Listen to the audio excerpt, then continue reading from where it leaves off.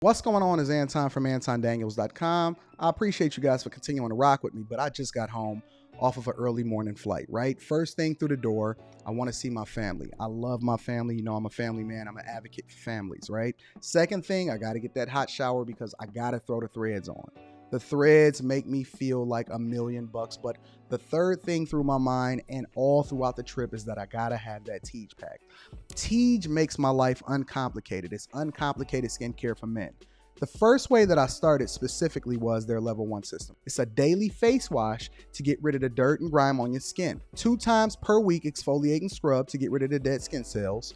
An AM moisturizer with SPF 20 because you should always be protecting your skin from the sun. And a PM moisturizer to help your skin stay hydrated and healthy throughout the night. Here's the thing. My favorite part about Tiege Hanley is that every box comes with an instruction card that tells you when to use each product, how much to use, and in what order. They really making the process of achieving and maintaining amazing skin for men uncomplicated. In addition to amazing skin, members of Tiege Hanley get tons of benefits, including at least 20% off the retail price, the ability to customize your box, exclusive monthly deals, you can pause and cancel at any time, and you get free shipping. And because Tiege Hanley is sponsoring today's video, they're offering my viewers an amazing deal, right? Just click the first link in the description and you get 30% off your first box, plus a free gift.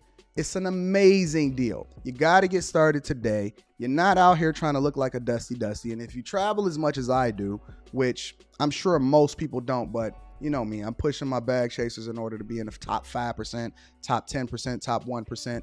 We got to make our lives uncomplicated, and Tiege Hanley is no better product. You got to look good. You got to smell good. And you can't be looking like a Dusty. Make sure you get started today. Click the link in the description. Get that Tiege pack. Feel the Tiege, my friends.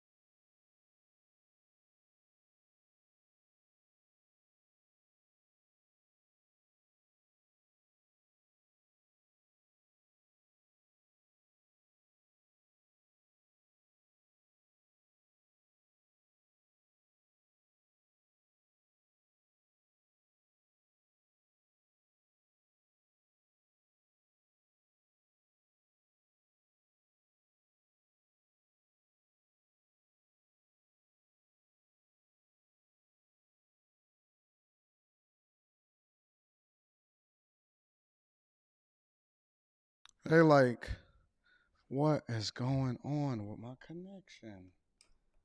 That can't be right.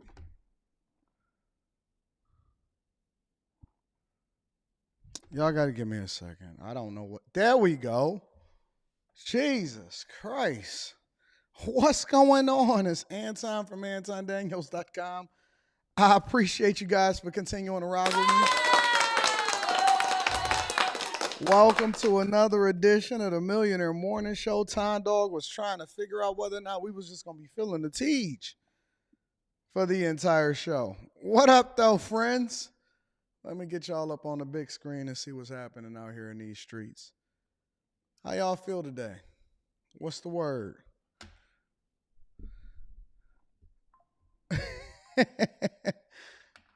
Dang. Hold on, wait. I got to look at this because I just got some news real quick. So I'm going to look at that really quickly before we get into the show and we get into the quick hits.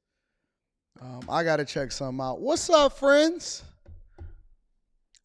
Somebody said, Latrell says, you good, big dog? Hold on, what Latrell say? Latrell said, you good, big dog? Last night's show was interesting. I just so happen to think that last night's show was lit. I thought that last night's show was lit. Absolutely. Absolutely. What's going on, friends and family? How do y'all feel out here on these streets?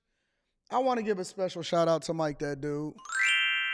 Shout out to my guy, Mike That Dude. Y'all tired? Y'all tired? Hold on. Mike That Dude, I appreciate you. Latrell, thank you for holding me down with the super chats. Michael, I appreciate you also for showing me love. I also want to give a shout out to everybody that's been adding value into my life. Hold on, y'all tired? It's only Thursday. It ain't even Friday yet. And y'all already tired? Come on, man. Come on. Pick it up. Pick it up. Pick it up. What's going on? So you telling me I can hold a corporate job, run a web development company, live stream at least twice a day, Monday through Saturday,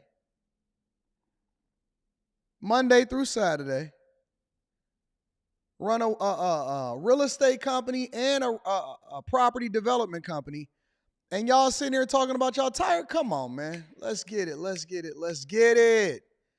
I know. I just seen that, Dale Ken. Let's get it. What are y'all sitting here talking about you tired for? What are you sitting here talking about? Let's get it. The opportunity is right here, right now, right before you. Let's go. Use Tab Boss? No. No. No, no, no, no, no, no, no, no, no, no, no, no, no, no. I got you, 40 acres. No, that's not how we doing it. That's not how we doing it. We get to the money. We take care of business. We be on top of it. I ain't gonna lie, I got the cutty last night. I'm struggling this morning. And that means you don't need to get no cutty, distinguished gentlemen. Listen, if cutty is the thing that slow you down, then you don't need to get no cutty. You need to make sure that you modify the way you operate a little bit. Listen, man, I'm not about to be here slowed down by no cutty. I will deny myself before I deny myself the bag. I'm not even gonna kid you, bro. Look. I will not get no cutty if it's gonna slow me down for what it is that I gotta do. I have never pedestalized anything above my purpose. What up, Ari? What up, Michael? What up, Cartez Cookies? All of my ladies, Miss Jennifer, Tim Matthews.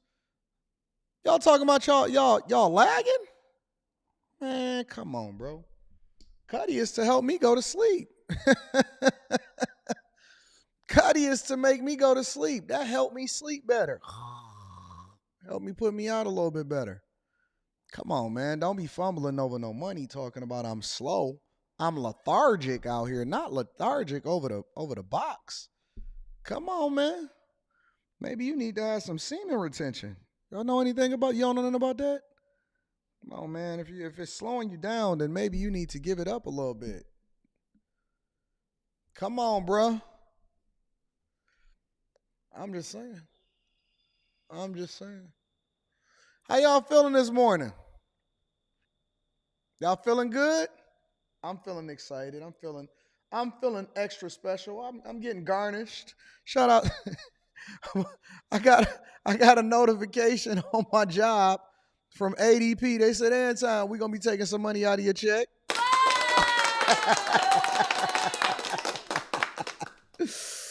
Oh, I got my check. I looked at my bank account this morning. I was like, look like it's missing some money out of there.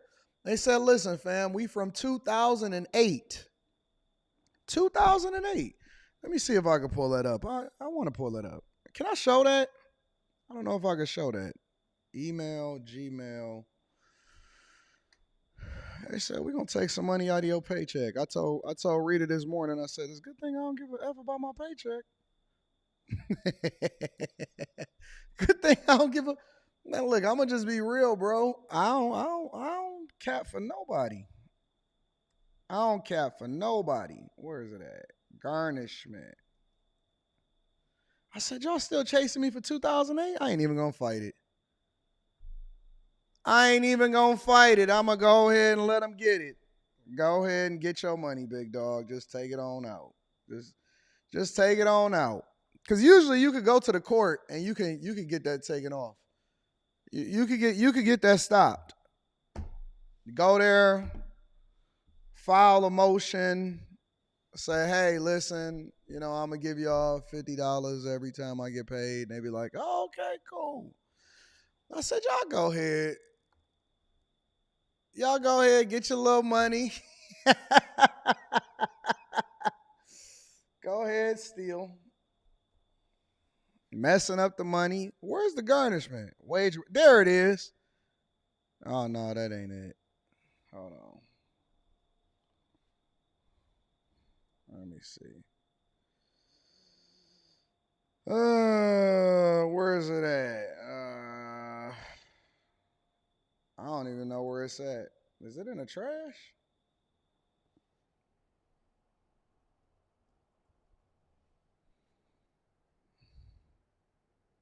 Must be in the trash. I don't know, but if I find it, I'll show it to y'all. Show y'all. We can solve for it on the phone. Make a phone call and see who's taking the money out. What's going on? Is Anton from AntonDaniels.com. It is Thursday, March 28th, 2024, year of our Lord. And we gonna go ahead and get to this money. I said, listen, if y'all still chasing me from 2008, y'all just go ahead and get it. Y'all are persistent. Y'all are persistent. Good God. Googly moo. Whoa. You know what's so funny, Kojak? They got longer than that. Because if they fought, they got 10 years to come and get you. So actually, it was up to 2018. But then if you actually understand the law, if you pay them at any time during that point, it actually resets. And then on top of that, they could like renew it, and it's like, you know what? I don't even care. I don't care. I ain't checking for that little bit of money. I'm about to go buy me. I ordered my 911 right after I got my garnishment notification. We're gonna get into it. Right after I got my garnishment notification, I called my dealer. He called me. He called me right after that. He said, Anton, you got to get your stuff taken care of. I said, what you talking about? He said, you got to send me a wire. I said, how much is the wire? He said, well, you got your 911 and it's going to cost you $130,000. I said, go ahead and take that. Go ahead and take that out of the account before the garnishment man get me.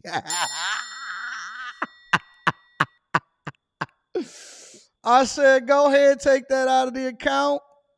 He said, all right, we got to go ahead and customize your 911. And we're going to go ahead and get that popping. I said, all right, well, send me the receipt.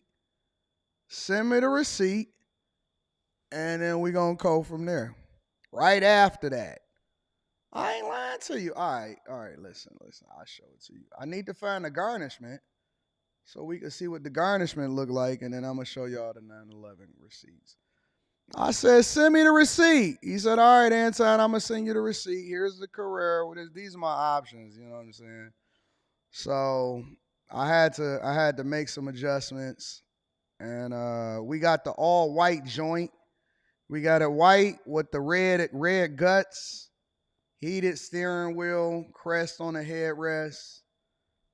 The 21s in the back, the 20s in the front, the upgraded stereo, the seats in Bordeaux red, 14-way memory package, under the lights. They giving me the first 10, all of that. So they gave me the first 10. Well, they say they give it to you free, but I ain't tripping about it. So we got our 911 on order, and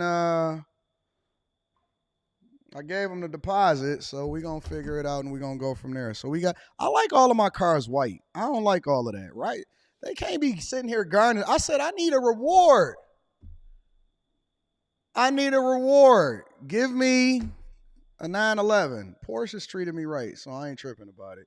Shout out to Porsche. That's my lease? Is that my lease? Oh, okay. All right, I guess it's my lease. Anyways, how y'all feeling today? Y'all feeling good? Before I get to the show and the super chats, I'm trying to understand,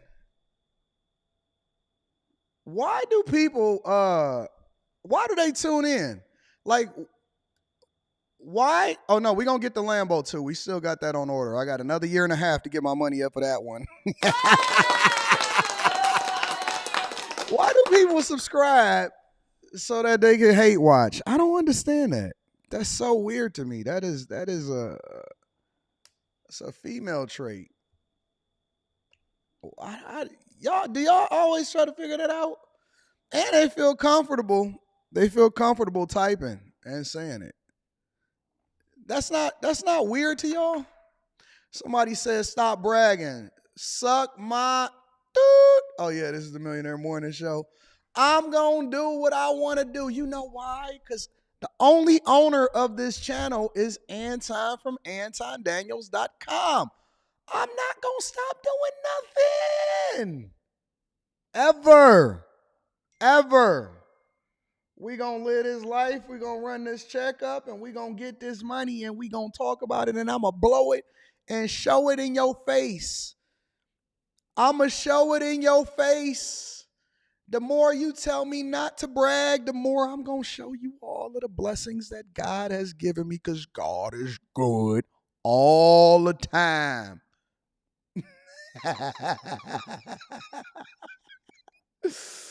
Oh, let's go and get into it. You know who paid for that Porsche?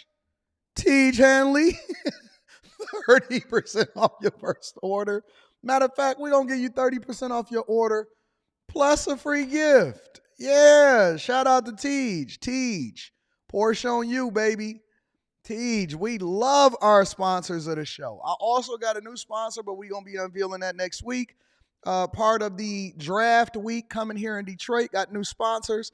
So Tiege, thank you for continuing to keep our skin clean and keeping us driving, looking good. Tiege said, Anton, we want to give you a new 911. I said, I'll take it. I'll take it. Absolutely, I will take it. Hey, man, life is so good. Life is good. Listen, why spend any energy on negativity when you can just absolutely love it? Man, I was telling Rita today, I said, life is so good. Man, the sun is shining. The air is clean. You know what I'm saying? We feeling good. Life is awesome. I said, life is so good. Yes, God is good. Life is good. People are good. Daughter is healthy. Wife is cool, chilling. Chasers is getting to the money. Hey, man, listen, bro. Shout out to the bag chasers. If y'all not a part of the Patreon, link is in the description as well as pinned to the top of the chat. If you're not a part of the bag chasers, go get that money. Tap in the Stock Club. We got Stock Club coming on Monday next week. Stock Club coming on Monday next week. And more to come. More to come. So God bless you. God bless you. God bless you. That's all I can say. Let me read some of the super chats before we get started with the show. I want to also continue to acknowledge the people that support Time Dog on Cash App, because I appreciate each and every one of you guys. Let's see. P. Shank is in the building. Says, good morning, Mr. Anton Daniels and the Millionaire Morning Show. Putting some respect on your... They don't like the fact that you putting respect on my name, P. Shank, because I respect you too. I called a woman ma'am the other day. She said, don't you call me that. I said, it's a sign of respect. Haven't your parents taught you any manners? For me to call you ma'am is the same thing as you calling me sir. It's a sign of respect. I got that from the movies. Denzel told me that. They said, don't you call me ma'am.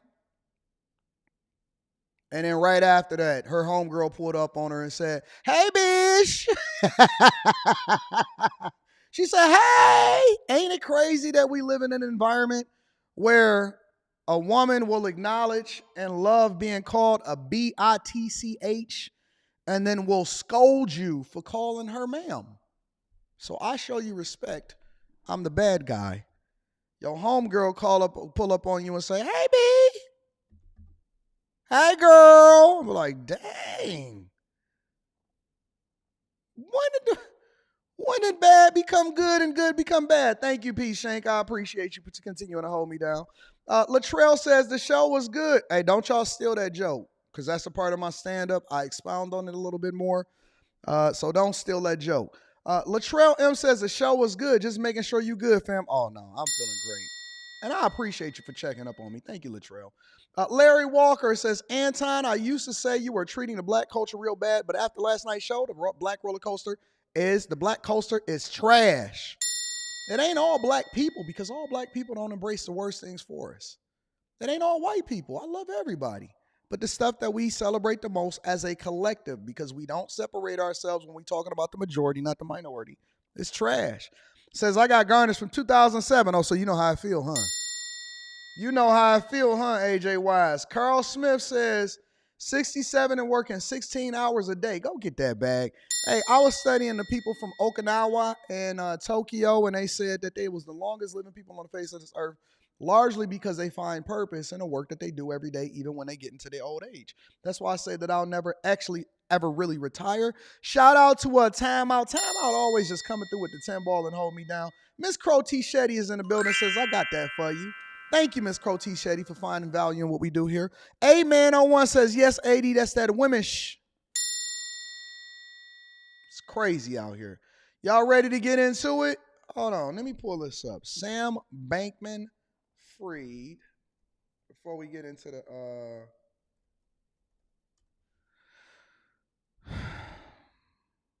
before we get into the show, let me pull this up because this is breaking news that just came out 28 minutes ago. 28 minutes ago. All right. I think that this is crazy. I'm going to read that super chat shortly. But let me just hit y'all with this breaking news real quick because I want to make sure that y'all know what's happening out here in these streets. Sam Bankman was sentenced to 25 years in prison for orchestrating the FTX fraud. Now, let me give y'all my thoughts on this, and then we're going to go into quick hits real quick, all right? The former cryptocurrency guru was convicted of 7 criminal counts in November. All right? This is what he looked like. This is the face of a criminal. Criminals come in all shapes and sizes. They look, they walk, they talk, they walk past you every single day, and you don't even know that y'all walking past criminals. Every single day you may walk past a person that may be out here doing some crazy stuff, right? Messing with people they shouldn't be messing with, stealing stuff they shouldn't be stealing, and then they look like this, okay? So this is the latest criminal out here in these streets, and we're going to blow this up. So he was sentenced Thursday to 25 years in prison for his role in defrauding users of the collapsed cryptocurrency exchange FTX, okay? In federal courtroom in Lower Manhattan, U.S. District Judge Lewis Kaplan called the defense argument misleading, logically flawed, and speculative, okay? He said Bankman-Fried or Freed had obstructed justice and tampered with witnesses in mounting his defense, something Kaplan said he weighed in his sentencing decision. Wearing a beige jailhouse jumpsuit, struck an apologetic tone, saying that he had made a series of selfish decisions while leading FTX and threw it all away. It haunts me every day, he said in a statement. Prosecutors had sought as much as 50 years, while Bankman-Fried's legal team argued for no more than 6.5 years. He was facing up to 110 years. That's something I added in there because I read that earlier.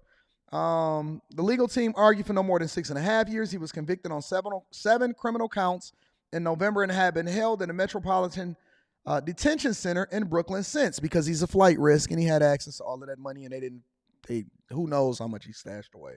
His lawyers had pleaded for leniency, citing what they described as mental health struggles and his purported generosity in his personal life. They also argued that FTX users had not ultimately suffered substantial losses, something current FTX Administrator John Ray said was false in a letter to Kaplan in advance of Thursday's sentencing. But prosecutors argued the brazenness of the crime, the extent of the victim's losses and the damages, and his evident lack of remorse meant a harsher sentence that was warranted. Here's my question. Does remorse warrant a lesser sentence when somebody commits a crime? And does the crime matter as far as whether or not you got remorse? If you hurt somebody physically, or you hurt them financially, or you robbed the U.S. taxpayers, whatever, does the remorse actually warrant you to have a lighter sentence, or should the sentencing guidelines actually be pretty strict and stringent, with a little bit of autonomy of being able to go outside of the guidelines depending on the different context and the circumstances? It's similar to taxes in a way because the taxes shouldn't vary based off of the individual or the individual income. The taxes should be the taxes, which then would incentivize people to continue to be successful, right? But at the same time, it's like if we all had a flat tax rate, wouldn't that be more fair? Wouldn't that be more fair? If somebody does something, should they just get a standard sentence, similar how you get a standard fine if you was to run a red light? All right, let's continue. Prosecutors filed documents from victims testifying how Bankman actions had harmed them. One says, "My whole life has been destroyed," wrote one whose name was redacted. "I have 2 young children, one born right before the collapse. I still remember the weeks following where I would stare blankly into their eyes, completely empty inside, knowing their futures have been stolen through no fault of our own. I did not gamble on crypto. I did not make any crypto gains. I had my Bitcoin, which I had collected over the years, deposited on FTX as a custodian. I did not agree to the risk that Sam Bankman-Fried took with my funds." The man added he was suffering from depression and that his wife had become suicidal. Suicidal.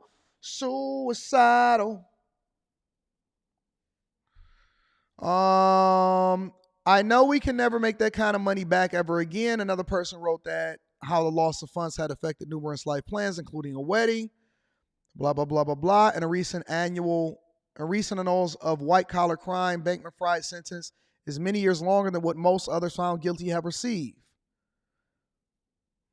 Elizabeth Holmes got 11 years. WorldCom CEO got 25 years. Former Enron CEO Jeff Skilling received 24 years. Bernie Madoff got 150 years and died in prison at age 82. FTX was once valued at more than $30 billion, with Bankman's net worth estimated at more than $20 billion. FTX collapsed in November 2022 after it was revealed that it had a major cash shortfall. At his trial, he robbed customers of as much as $8 billion to fund a vast array of outside interests, including political initiatives, speculative investments, and funding of FTX executive lifestyles. Other executives testified against him. Yeah, man. Yeah. So he signaled plans to appeal his conviction, and he's gotten 25 years for what he did. Here's the other question, right? Because y'all out here crashing out. Right? Here's my other question. For 25 years, now think about this before you answer it, before we get into quick hits. For 25 years in prison. For 25 years in prison. Would you steal $8 billion? Shout out to that way, POW. For 25 years in prison, would you steal 8, not million, billion with a B? Now, also consider this. You're probably going to get your sentence cut into a third based off of good behavior. All right? So you're probably going to get somewhere around 7.5 years off your sentence. So let's say you do a good 18 years. For 25 billion with a B. Let's say you do 18 years in the can, and then you get a couple more off for good behavior. Would you be willing to do 18 years, and at the end of that sentence they found out it wasn't his? Y'all said no, never can get that time back. Well, that's funny because I actually agree with y'all, most of y'all. But here's the other part of it, right?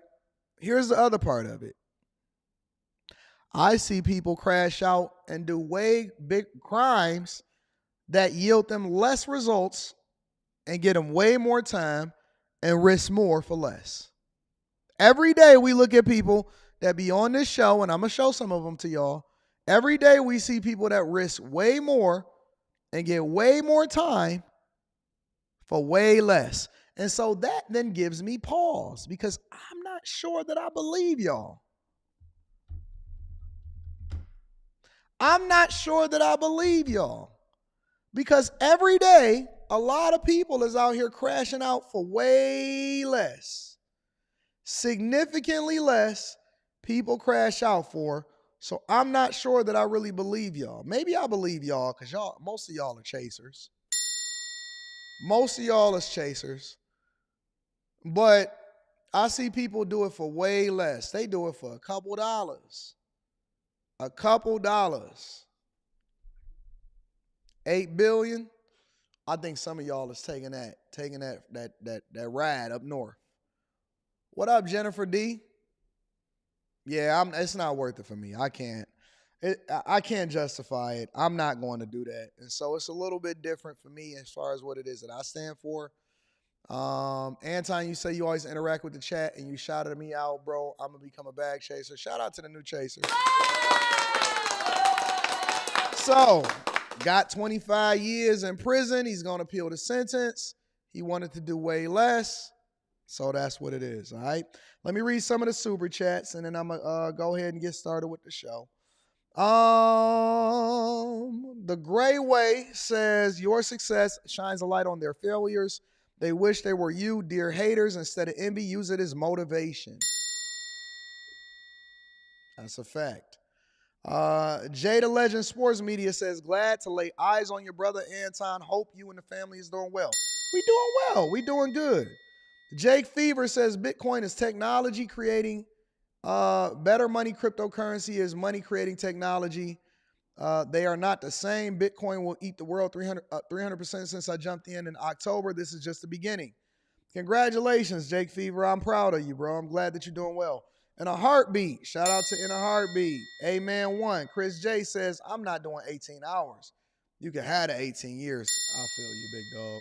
I can't even criticize you for that. AD, I'm definitely black. I'm not getting away. Latrell says, I never do that because my greatest asset is my earning ability. I feel you. I feel you. All right, y'all, let's go ahead and get into the show.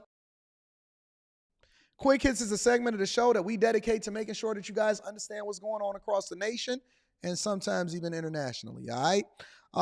First things first,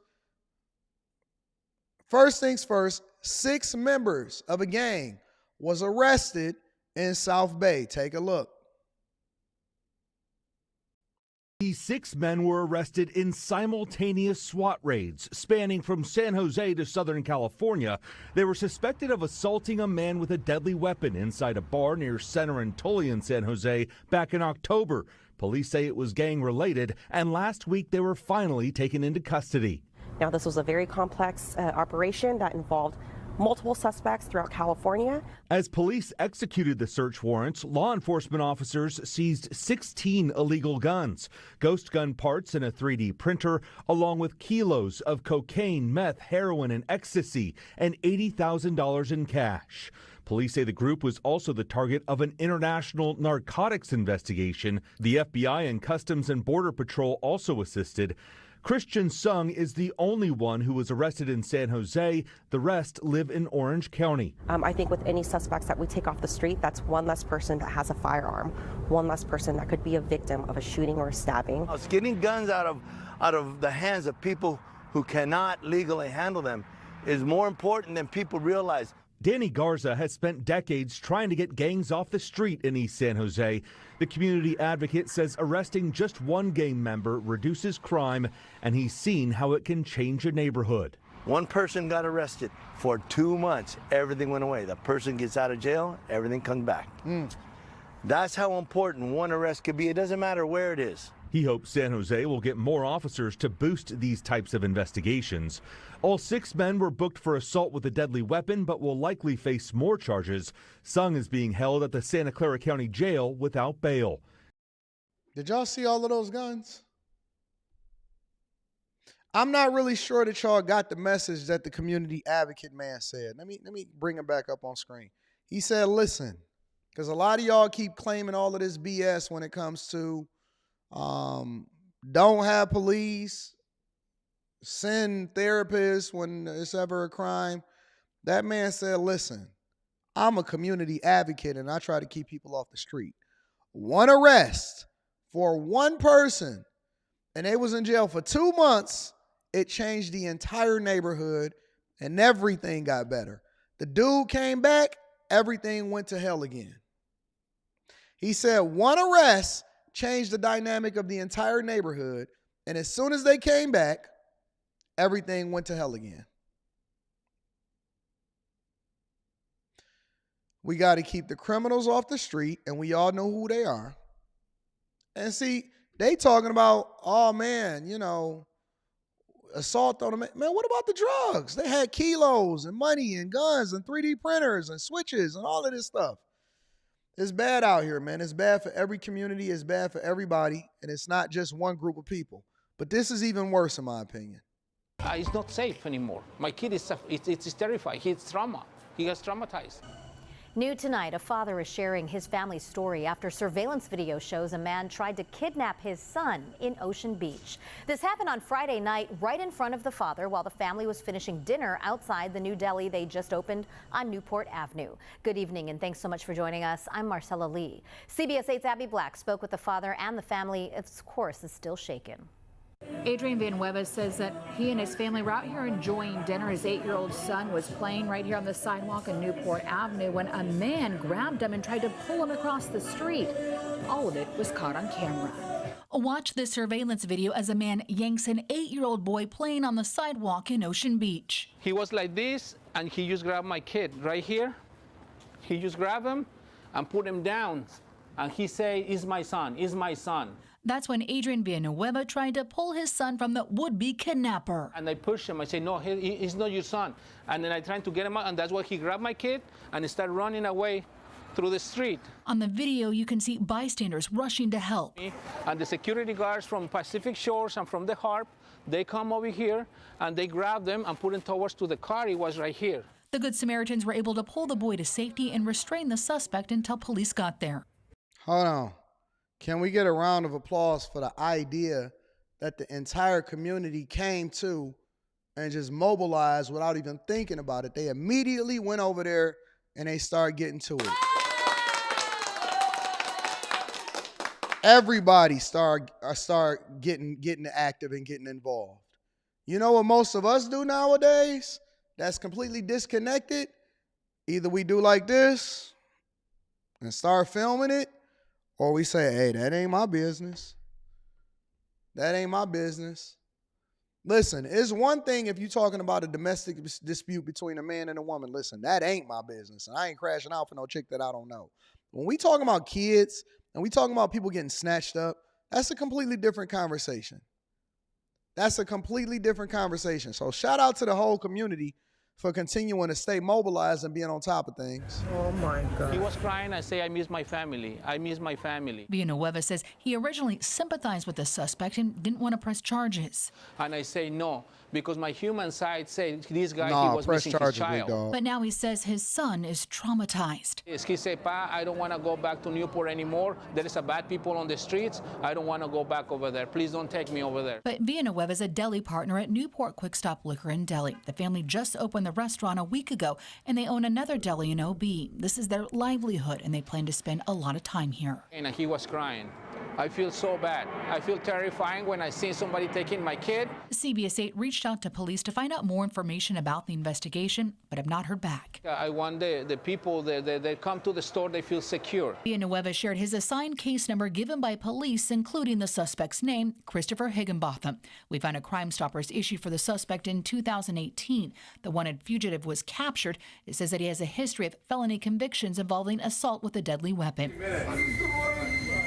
Villanueva confirms this is the same man who tried to kidnap his son, and now he wants him off the street and OB to be safe. Today was my kid. Tomorrow can be someone else's kid. So that's what I'm pressing the charges. Yeah, I think it's his. I think for a lot of us, we are too nice because we want the best for people, and so that's largely what comes from just being a good person. But the other side of that is that the devil don't got no limits. The devil has no limits, and so they will do anything. They will. Let's think about it. They want to take your kid. They walked up to try to take your kid. That's not the type of person that you can negotiate with. Let me say it again. That's not the type of person that you negotiate with. In other news, ladies and gentlemen, three charged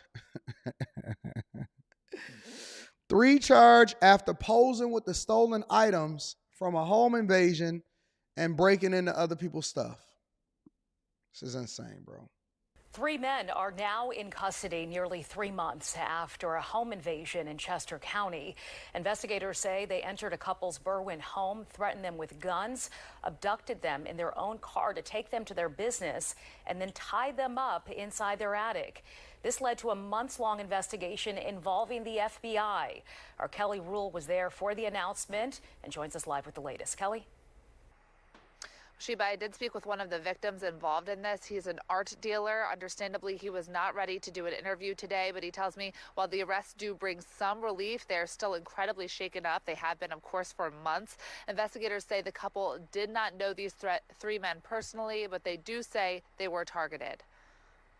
These defendants were flagrant. For the first time, we are seeing these shocking images. A man posing with cash on a car, dollar bills spread all over the ground with weapons, flaunting jewelry. The Chester County District Attorney says this is what 3 Philadelphia men chose to do after they're accused of terrorizing a couple in their Berwyn, Chester County home back on January 8th. It was the start of 2.5 hours of sheer torment. The DA says Julio Mendoza, Louis Armstrong, and Axel Reyes, armed where Usual suspects.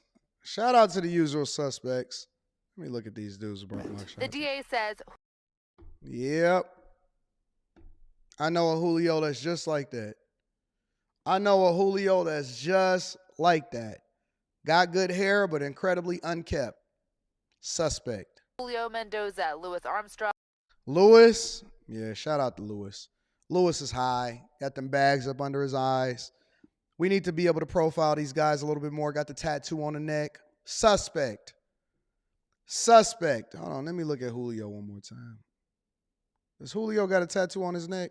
Usually they got tattoos on their neck. I don't see no tattoos on Julio's neck. Julio probably haven't descended onto the criminal underworld far enough to get the tattoo on his neck yet, but yeah, he'll get there. He'll get there. Louis Armstrong and. But Louis, yeah, Louis, I see your type. Got the tattoo on the neck. Got that bulldog, that bull mastiff neck. Suspect. Suspect. Axel Reyes. Oh, and Axel. We know Axel. We know Axel. Listen, Axel just wanted to be down when he first started getting with the crew. And Axel has descended into the criminal underworld because now he's influenced. Axel actually come from a good home. Axel comes from a good home. Axel is not even supposed to be there. Axel got good parents. And Axel's parents got a really good marriage. Yeah, you're not even supposed to be out there, but you got your nerve up. I know Axel. Anybody know Axel? If y'all know Axel and he get out of jail, tell him to call me into this Millionaire Morning Show so we can get him some act right. Listen, you could probably get to Julio. Julio probably want to do some changing. He hasn't quite descended. Axel has always grown up to be a wannabe. And because he grew up to be a wannabe, he started to involve himself in stuff that he wasn't supposed to be in. Yeah, I know who Axel is. We seen Axel too many times. Yeah, his name is Clarence. His name is Clarence. Do y'all know Axel? Parents is in a really good marriage. Father owns a construction company. Mom was a teacher.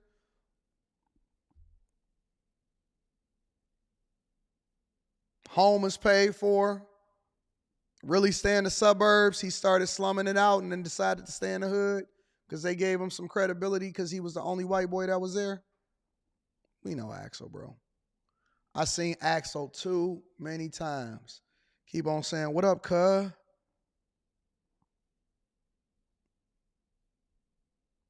What up, who?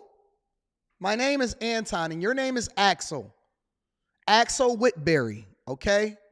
Mr. Whitberry, please report to the front of the congregation so you can get, get this work. I know this type. I done seen too many dudes like this. Now he doing break-ins. Come on, man. Stop it, bro. Armed, wearing all black and masks, entered a couple's home on South Leopard Road in Berwyn around 2 a.m. The DA says they threatened the couple, kidnapped them to take them to their business where they could steal more, and then drove the couple back to their home where they left them tied up in an attic using cords from drapes and drove off in the couple's Mercedes. They even used a photo of the victim's daughter to suggest that they had kidnapped her and had her hostage. Whenever the victims moved too slowly or whenever they complained or talked back, the defendants threatened to shoot and kill them. The DA says the three men stole about $27,000, high-end jewelry and clothing, and a pistol and 2 muskets from the 1860s. But these dudes stole muskets from the 1860s. Don't even know what to do with it. shortly after the crime, a tip led investigators to the couple's car in Northeast Philadelphia, and through video, DNA, and fingerprint. These dudes is out here taking pictures and posting it on the gram. That's the beautiful thing about these criminals today. They so happy to be driving somebody else's car that they didn't carjack them for, and they're going to wind up doing more years than Sam Bankman-Fried. They're going to do more years than Sam Bankman-Fried. And they so excited to show off the stolen merchandise. That's the one thing about it. You got about a 50-50 chance of catching them. All you got to do is go on Instagram and look at who posted in the area. Go to search, go to recents, location, where did they post that? You can see where they posted at. You'll probably drive right by there and see your car, see who get in it, arrest them and take them to jail, give them 27 years. Don't do nothing. No bail, no nothing. Good luck, Axel. You could have been a lawyer. Now you got to be somebody's girlfriend. Evidence, they identified a house a few blocks away. The DA says a search warrant by the FBI found a number of the stolen items and cell phones with the pictures inside. So for those criminals who look outside of Philadelphia and look at the suburbs as a place where they could actually steal things or gain things of greater value, don't. This is how we operate. We will go into Philadelphia. We will investigate you. We will arrest you. Now, again, all 3 men are in custody, 2 in Chester County, 1 in Philadelphia. The DA says there is a possibility this group is linked to another burglary in Chester County, so they are asking anybody with information on them to come forward. I'm snitching. Hey, if anybody know what else Axel was into and Julio was getting into, call Philadelphia Crime Stoppers in Westchester and the Philadelphia Police Department. I'm personally giving you a bonus check for telling on them. And ladies and gentlemen, that is your quick hits. Axel Whitmire is out here committing crimes and about to be doing the time and becoming somebody else's girlfriend. Chase Barnes says, my kind of community, protect those kids. That's the type of community that I want to live in. Everybody cares about everybody. Victor Williams says, instant deletion, no remorse. Shout out to Vic Williams. I appreciate you. Also says, well. Sister. Shout out to Sister. Says, dumb, and dumber. I appreciate you, sister, for holding me down. Chase Barnes says, Axel looks like Parappa the rapper. I ain't never seen no Parappa. Who is Parappa? Parappa the rapper? Hey, hold on. Fi Brown. Don't be trying to holler at my girl Trap and Slay in the chat. Don't be trying to holler at my girl Trap and a slap and a trap in the chat. You know what I'm saying? That's my flat back. Nah, I'm just kidding. Fi Brown. Don't be trying to holler at Trap and Slay. That's my flat back. All right? Trap. I got my eyes on you. All right, let's go ahead and get into the stupid stuff immediately. We're going to go ahead and get into the stupid stuff. All right? See, y'all don't think I'll be paying attention to what be going on in the trap. Y'all getting a little too friendly. Hey, chat husband. I said, What's up with all of this chat husband stuff? I know how y'all get down. Oh, you got back? Oh, my bad. That must have been somebody else that said that they got a little flat back. Y'all think that I don't be paying attention to what y'all got going? Hey, chat husband. Hey, chat wife.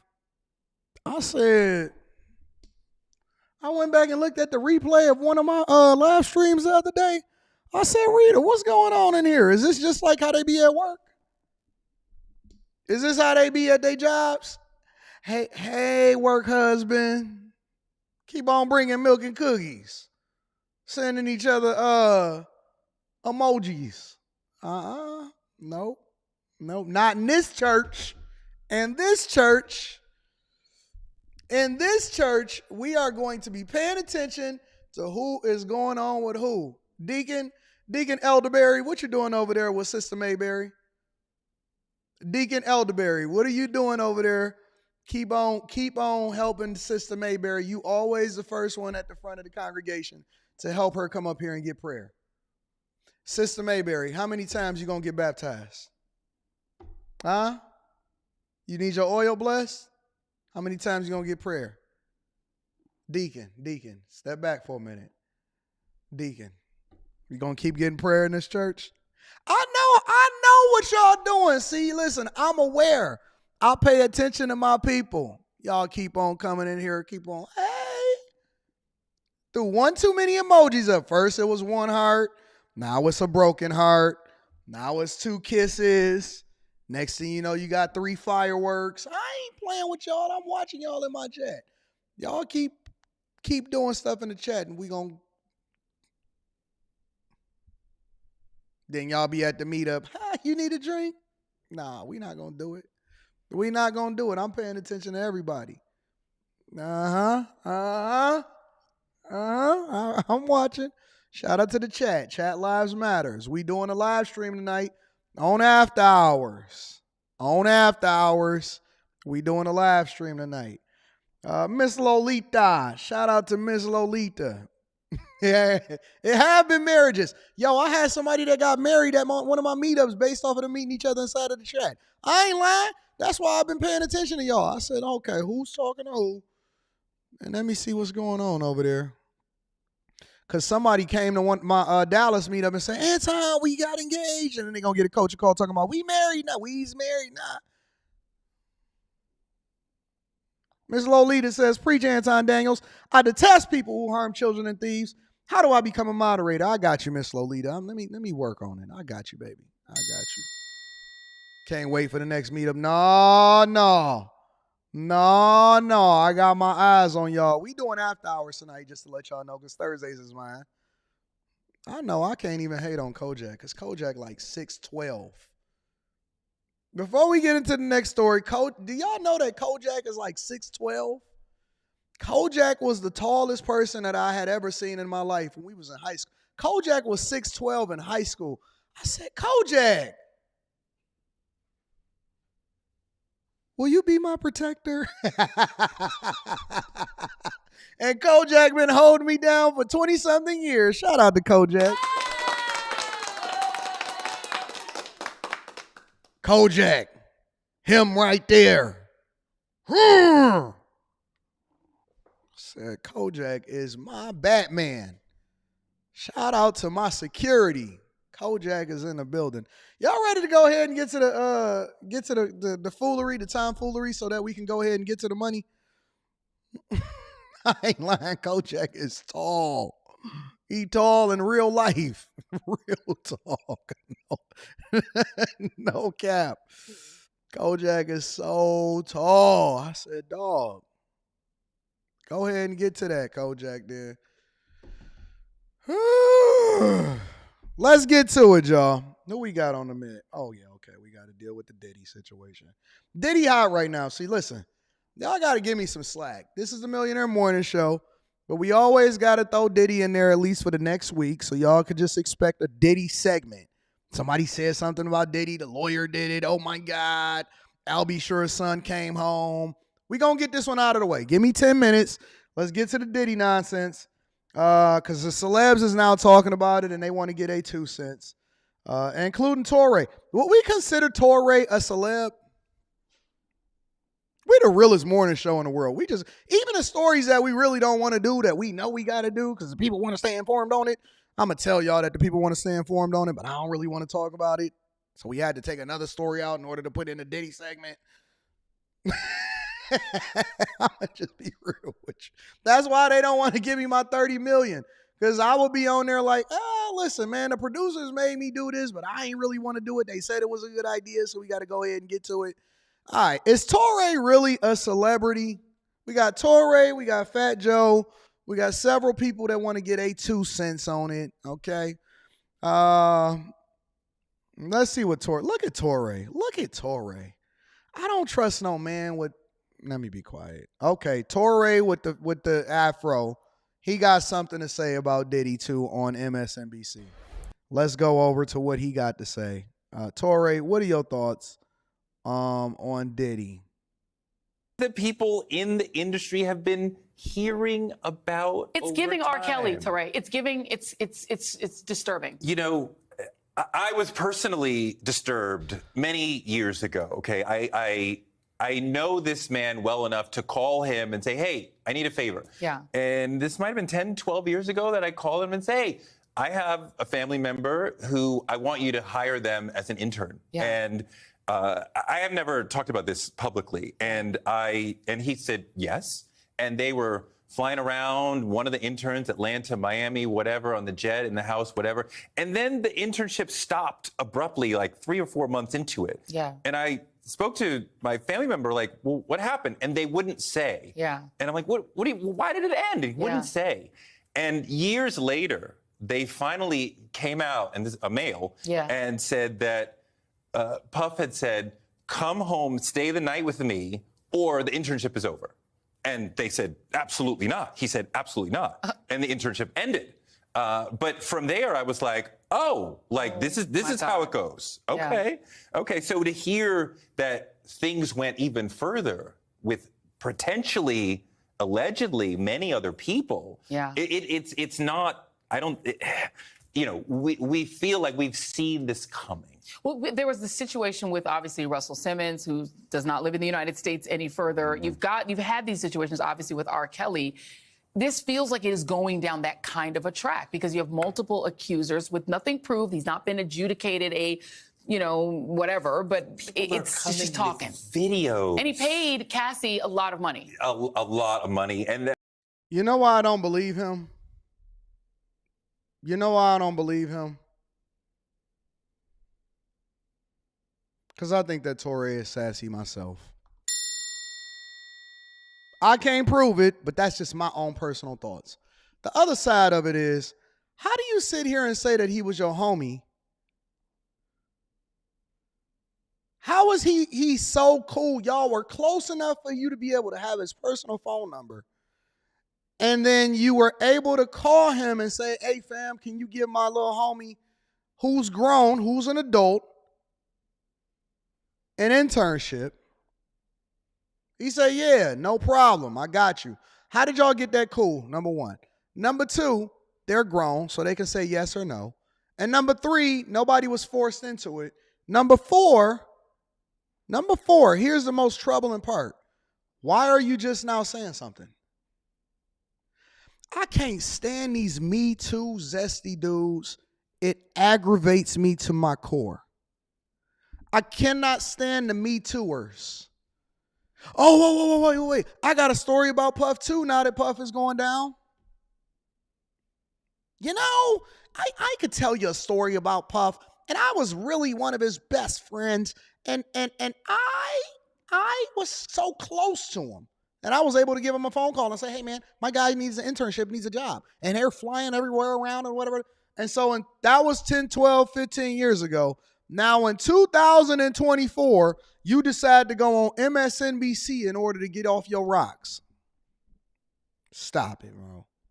I can't stand. Because if he was so cool, if y'all had that type of relationship, if you can contact him, then why you ain't hit him up? How come you ain't call him and say, hey, fam, hey, bro, my homie you got his phone number, right? you can confront him, right? Oh, that's what happened. He's cornball, chatty patty, emotional. I want to be a part of the conversation too. Let me get my 13 minutes of fame.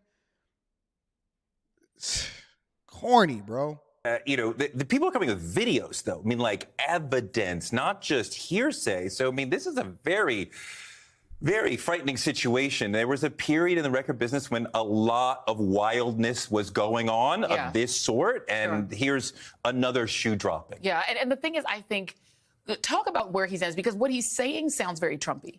Yeah. He's talking about a witch hunt. Yeah. I had somebody text me earlier today. I think I texted you today and forwarded it to you, that somebody's saying watch for him to try to weaponize sort of a Trump sort of narrative. Ain't this the same chick that was on that had the conversation about Trump the other day, like a week ago, that I had reviewed or whatever like that? I think this is the same chick, right? Or watch the She Trump. got a different hairstyle. You know how black women are. They switch up their hair colors, their hairstyles. Oh, no. That was another chick. That was a chick that looked like, what did she look like? It wasn't Rasputia. It was somebody else. I said that she looked like somebody else. I don't remember what it was, but I don't know. I don't remember. People try to weaponize what's happening in favor of Trump to say, look, there's this persecuted black man like me who's like me, and try to weaponize it. I mean, it feels very Trumpish. I hate to say that anyone is like yeah. They Trump. look like EJ. The chick that looked like EJ. Magic Johnson. The chick that looked like Magic Johnson's son. Which one was that? They all start to run together at some point, but let's go ahead and get Toure's. Let's get Toure's take from it. But there is something in the long-term rise of Puff, in that he seemed to create his own reality, to demand that everyone around him follow what he wanted. Yeah. And people did. He had a ton of money behind him to start Bad Boy at a very young age. Yeah. And would just treat me. I mean, he's called me up and screamed at me on more than one occasion, and lots of people would say that. So the ego was gigantic. The ability to create the reality that he wanted seemed to be there. But also to create a reality. Hey, guys, he called me up and he screamed at me too, numerous of times. It was dangerous. I mean, I think for a lot of hip hop fans, the failure to protect he screamed on me too. The the sort of egging on of an East Coast West Coast rivalry. I mean, he had money and he was screaming at me. Knew and respected each other and didn't have to be beefing, and to sort of let that violence come. I think for a lot of us, and that, and also oversampling and making hip hop into a sample machine. Don't get me started. Now you're doing that. Now I'm doing that. But I'm only doing that because you're my friend and you'll defend me. No, don't get me started, Toure. How does this go? Is he in the United States? Do we know where he is? I don't know. I can't even call it. I don't know. Well, you have to come back when you get more information. Toure, thank you. Hey, everyone. MSN. Hey, I don't know. Toure is the dude that all of the chicks feel safe around, not actually ever possibly even having sex with him. And so that's why it is that he have so many female friends. They're not worried about him actually trying to hit, which is not necessarily a bad thing. I'm not saying that that's a bad thing. I'm just saying that if I had to profile him and I had to figure out whether or not, like Toure, you know how I catch heat all the time and they say, oh man, Anton must be busting her down and all of that. And I say, no, man, it's just a business perspective. You're never going to say that about Toure. If you see a beautiful woman around Toure, they're going to be like, oh, nah, he just a friend. He absolutely is just a friend. He's the one that's going to help her get dressed and tell her, girl, your booty is getting too big. Toure Toure is the type of guy.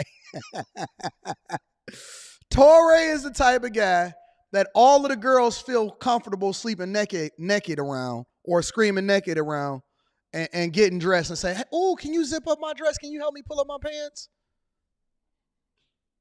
Ain't nobody worried. Listen, Toure, I will feel absolutely comfortable leaving my chick around Toure. I would feel 100% comfortable leaving my girl around Toure with no restrictions. with no restrictions at all. No restrictions at all. Hey, listen, whatever it is that Toure is telling you to do, you are okay to do it 100%. We don't worry about Toure's. Real talk. Seriously, honestly, Toure is the type of guy that nobody is eyeing to see whether or not she hugging him too long or anything like, hey, man, go.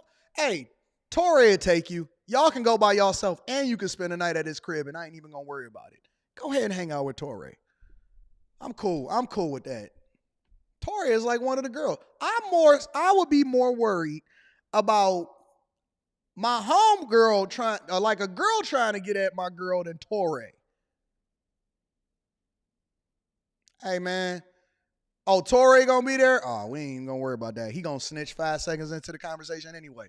He gonna come back and say, girl. Shout out to the Toures in the world that can't wait to chatty patty. I want to pile in too and tell my story on national TV. Toure. Let's see what Fat Joe had to say. All right, we don't want to do no music. Brother, this is the best thing. We call this the Rolls Royce of hair grooming. And it's available at Sally's and Amazon.com. Shout out to Fat Joe for pitching his product. But mostly white. He never dyed it, never thought of it. So 10 minutes later, he called me like his hair may go white. Yeah. I know that you guys are somewhat. No, LS said she would feel very comfortable around Toure.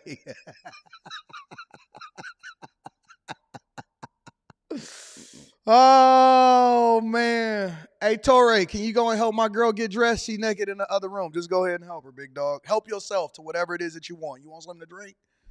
Fucking Toure. No? I didn't say no. Yeah. I know Diddy 30 years. I'm just praying. It's a very sad situation. I don't know enough about it. That's as far as I could go. I stood up last night, maybe 4 hours praying for him and his kids. His kids, I know them all their life. So, I'm just praying for everybody. That's a real answer. You see the difference? You see the difference? They asked Fat Joe about Diddy. He said, man, listen, I knew him for 30 years. I know his kids. I'm praying for him. I don't even know enough about the situation to even make an assessment or at all. That's what happens when you actually are cool with somebody and they your homie. You know what? I went to film on Monday and Tuesday, right? On Monday and Tuesday, I went to film. And I met some people. And after I met them, right after that, some people had recommended that I respond or I do a reaction video to some of the stuff, because they was content creators, to some of the stuff that they did on, on Instagram. I couldn't even do it. I couldn't even react to it because I was like, dang, I know him now, though. You know what I'm saying? Like, I wouldn't be able to be objective. And so because I wouldn't be able to be objective, I had to go and react to something else because I actually know them. And I'm not even cool with them, but I just know them. And so I was just like, you know what? Nah, I can't even do it. I can't even do it. I can't even react to them because it's not going to be real. It's not going to be real. And I'm not going to feel comfortable because I know that I actually got their phone number. Chance to talk to him at all since this has been? Nah, very sad occasion, no. What about I know what you guys know. Yeah. Mm-hmm. What about our girl, Wendy Williams? I don't know nothing. I know you were tight with Wendy, sad. She used to always tell me, you always go to Rosanna's show, this, that. You know, Rosanna, she got Fat Joe in her back pocket, you know? And so she was like, she would always tell me, you always go to Rosanna, but I'm praying for her, too. I know what you know. You know, I was in contact with her, and then... Everybody got cut off. Yeah, we got cut off, right? Yeah. We got to wait for her to call you back, but there's no way to check up unless I guess we go through one. Shout out to Fat Joe. It don't matter. I see y'all saying he's standing up and praying for 4 hours. It's okay. I mean, it don't matter whether he's praying for 4 hours. The fact of the matter is that he's basically saying, look, I don't know nothing. All we can do is pray for him. I know what you guys know. I hope that everything works out. That's what a real one would say. Now, all of the sensationalization of it and stuff like that, that's extra. But the fact of the matter is he's just not just throwing him under the bus because it's the popular thing to do right now. Tonight, the New York Post is reporting that alleged victims of Diddy have been talking a lot. And we're hearing a lot of people in Diddy's orbit, names you know, are very worried. Derek Parker is a former member of the NYPD's rapid... Hold on, bro. What the heck is on top of your head, big dog? Is that a faded donut?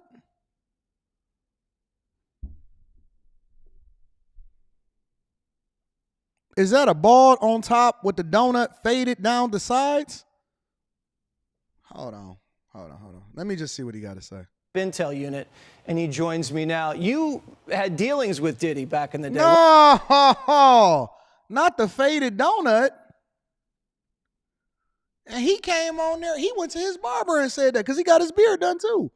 He said, "Hey, give me the number 7 with the beard, and let me get the faded donut on top of my head too." Who go and ask for that hairstyle? Hey, I need some better clips. I be trying to be serious, but I need some better clips, bro. This is crazy. This is crazy. Who asked for that? He went and got his hair done for this. He said, I'm about to be on primetime with Jesse Waters and give me that faded donut. Dog, either go all the way in and get a hair unit or get all the way out of it. Listen, if I come back with hair, if I come back with hair, it's going to be on. I'm going to be 360 waving it up. I'm going to have a spray. All of that. I'm going to have some extra hair follicles. I'm going to be getting the LeBron James surgery on that joint where you get the follicles put back into it and stuff. If I ever get hair, I'm going all the way in. I'm not going to halfway do it. That's why the people in the chat keep saying, Anton, don't do it because then we're going to call you two-pay-time. Go all the way in, bro. Either you all the way there or you all the way out. But don't hold on. Don't hold on. Either let it go or go all the way in, big dog. What was that like? Well, I dealt with him when he had problems with assaults, and he had the shooting at Club New York back in those days. So I was probably the detective that was assigned to go out and investigate what happened at those particular locations with Steve Stout with MTV and with the shooting at the New Yorker Club. Now, the word is that he had his girlfriend at the time, J-Lo, smuggle the gun inside the club. He never caught any charges for it, but his boy went down. Now you see him at the top. I mean, billionaire, all the hits. He's mentoring everybody in the business. But there's some sinister things happening under the surface, according to this lawsuit. Did you see that coming? Yes.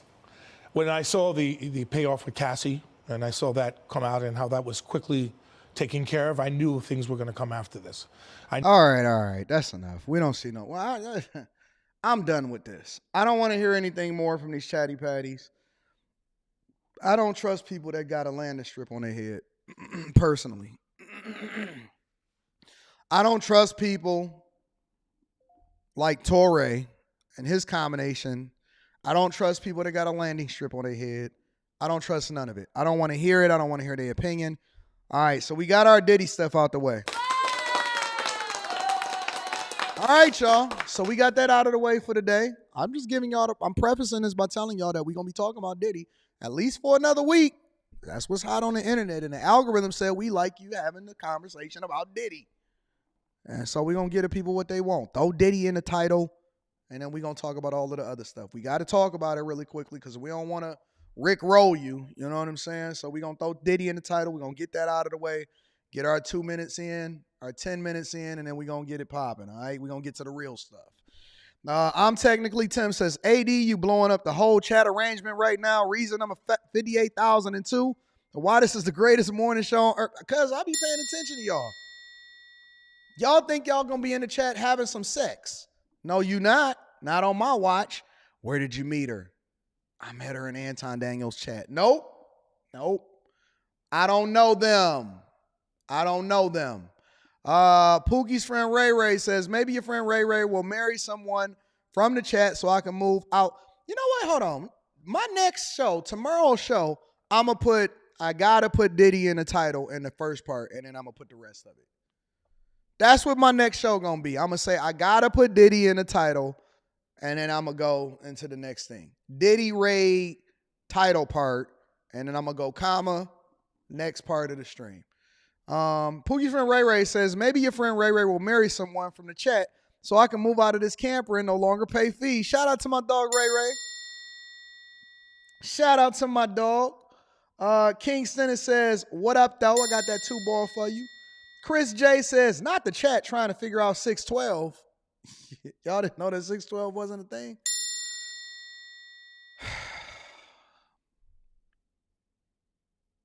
Yeah. I'm baller blocking in the chat. I got my eye on a couple of the ladies, and I don't want them in the chat getting too frisky. Jay Ben says, shout out to the chat, bays. Milk and Cartez cookies. Brittany B says he got tails from the hood hair. Man, y'all wild, bro. Big One M Dub says Toure sounds like he was a party. Oh my God. I didn't open the floodgates on Toure because he wanted to be sassy. Shout out to Sister says, Mr. AD, I thought you were going to say you didn't believe him because he had no stash. No, he got a shadow. He got like he go with this shadowy thing and then he get his hair real big. So I just don't like him. J Ben says, Tom says stashless stories are invalid. He just too safe. And he got them stupid glasses on and don't even look like he got no lenses in them. Did y'all see Toure's glasses? Hold on, man. Give me a second. Toure. See if I can pull this back up. I don't even know if Toure's glasses has lenses in it, bro. You telling me those glasses got lenses? Those is the same glasses that my dog was wearing, Kane and Belly. When he was eating on the banana and then he was rubbing his eye through the lenses. Those glasses don't even got lenses in it, bro. He wear that for aesthetics. He don't even need glasses. He got good eyes. He has 20/20 vision.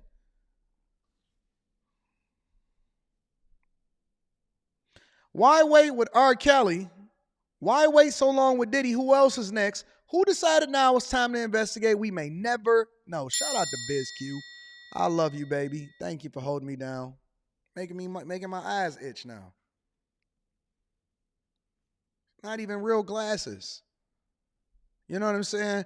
Shout out to BizQ. I appreciate you.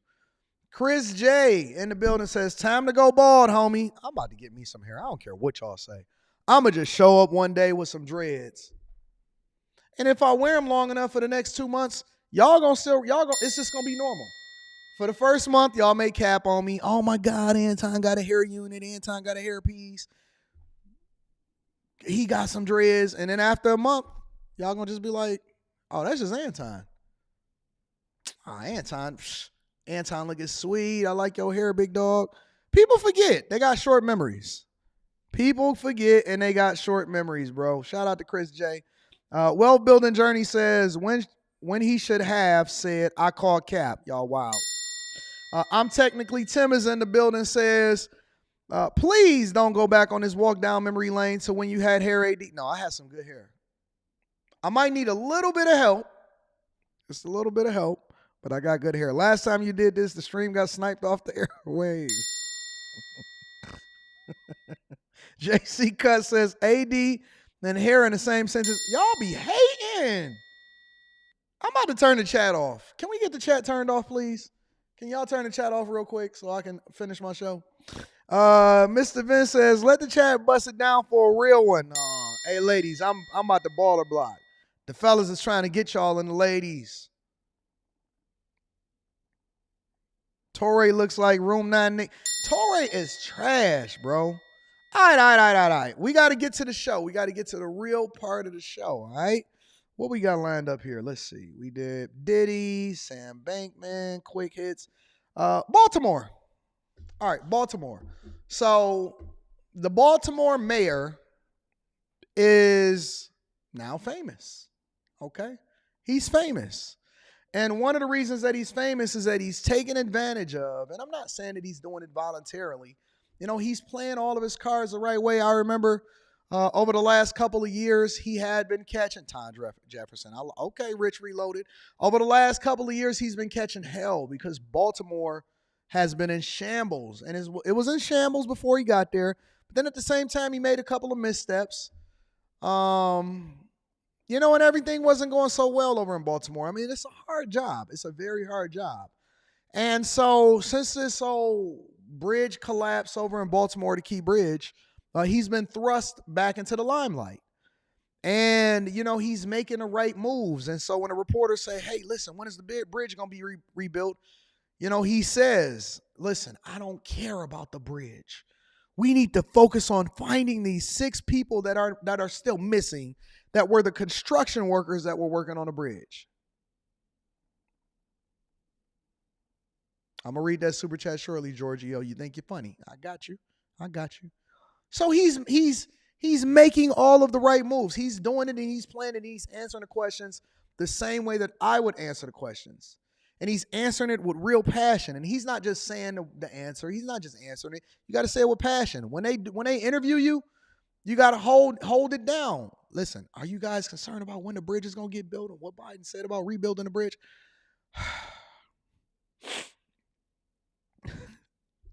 You know, I would love to answer that question right now, but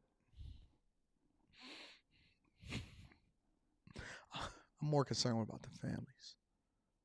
The families of the 6 people that perished, and I won't even say that they perished. I mean, I know that an hour into this thing, after they submerged themselves inside of the water, there's a strong possibility that they didn't survive. But I will not rest that night until I find all 6 bodies out of the Key Bridge. That's the only thing you guys should be answering me questions about. And until we find it, I don't even want to talk about nothing else, bro. Ooh, I'm just broken. It's crazy because I'm just praying for the families. I'm praying for the families. That's how I would have answered it. Personally, that's how I would have approached it. I would have made it go viral. I would have been very, very passionate about it. But he had emotion. He had enthusiasm. But now he's being attacked online. And they're basically calling him the diversity, equity, and inclusion mayor. And he had an opportunity to respond to it and give his thoughts as a result of it. And so this is what he said. Make sure y'all hit a like for the algorithm, subscribe to the channel. M Mills, that's what I'm just being honest. Make sure y'all hit a like for the algorithm, subscribe to the channel, and turn on your notifications. Oh, not this chick again. Oh, is she getting all of the black interviews? Jesus. Shame on those people who want to make something out of this that isn't there. They have this boogeyman philosophy, and if it's black or brown, it's something that they've got a target on. Yeah. I just think that is just totally uncalled for at a time like this. That was Maryland Congressman Kwesi Mfume last night on this very show, talking about the rampant conspiracies being hawked by the right about Tuesday's tragic bridge collapse in Baltimore. It has been a grab bag of right-wing grievances, barely coded racism, and flat-out lies. It always goes back to race. Male, female, black, blackity, black. It always comes back down to race, no matter what happens. Bridge collapse, somebody die, get arrested. It's always going back to race. Jewish space lasers and QAnon conspiracist Marjorie Taylor Greene suggested the disaster was the result of an intentional attack, perhaps by the space lasers. But the most idiotic and racist theories had to do with their newest boogeyman, diversity, equity, and inclusion, DEI. A Republican congressional candidate in Florida tweeted that DEI did this. And a right-wing blue check account that's been boosted by Elon Musk in the past just blew straight past the dog whistling, tweeting to its 276,000 followers, quote, Elon Musk boosted him? Yeah, she do seem like a plant. Baltimore's DEI mayor commenting on the collapsed Francis Scott Key Bridge. It's going to get so much worse. Prepare accordingly. The post included a clip of Baltimore's black mayor, Brandon Scott. I cannot believe I have to say this. So now, wait a minute. So they responding to ghost accounts on Twitter? Seriously? That's where the offense came from? All right, come on, y'all. Let's endure through it and see what they got to say. Brandon Scott was elected with 70% of the vote in 2020 in a city that is 61% black. So by right-wing logic, a diversity hire. Okay, so hold on. Because they love to throw this out. Before I go and turn up the heat real quick, they love to throw that out there. What is his name? Brandon Scott? Brandon Scott. Baltimore voting.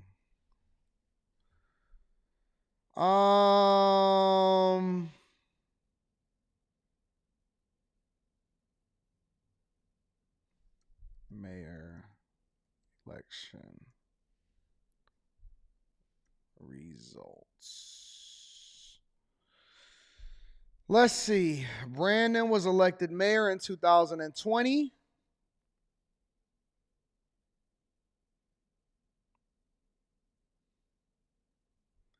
And Brandon Scott won with 70% of the votes. Okay, so that is correct. Population, Baltimore.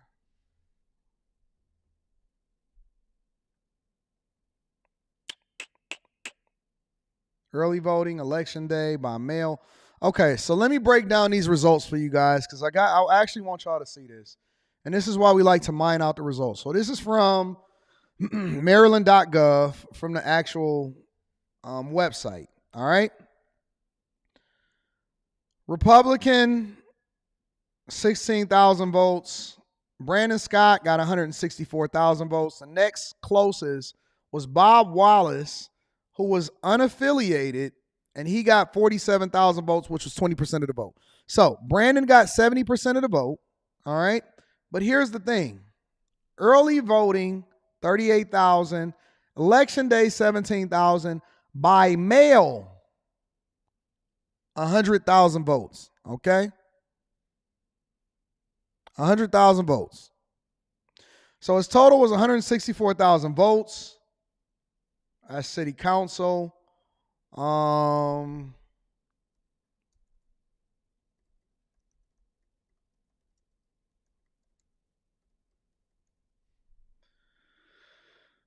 Voter registration. Oh, hold on, wait. Hold on, this is better.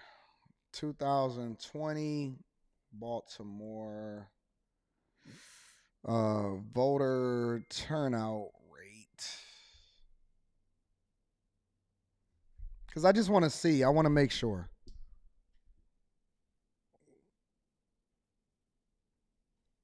Local.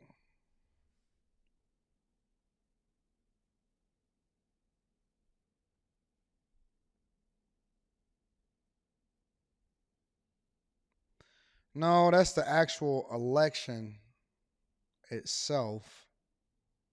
Hold on, let me see. I got to do some more research because I want to understand exactly.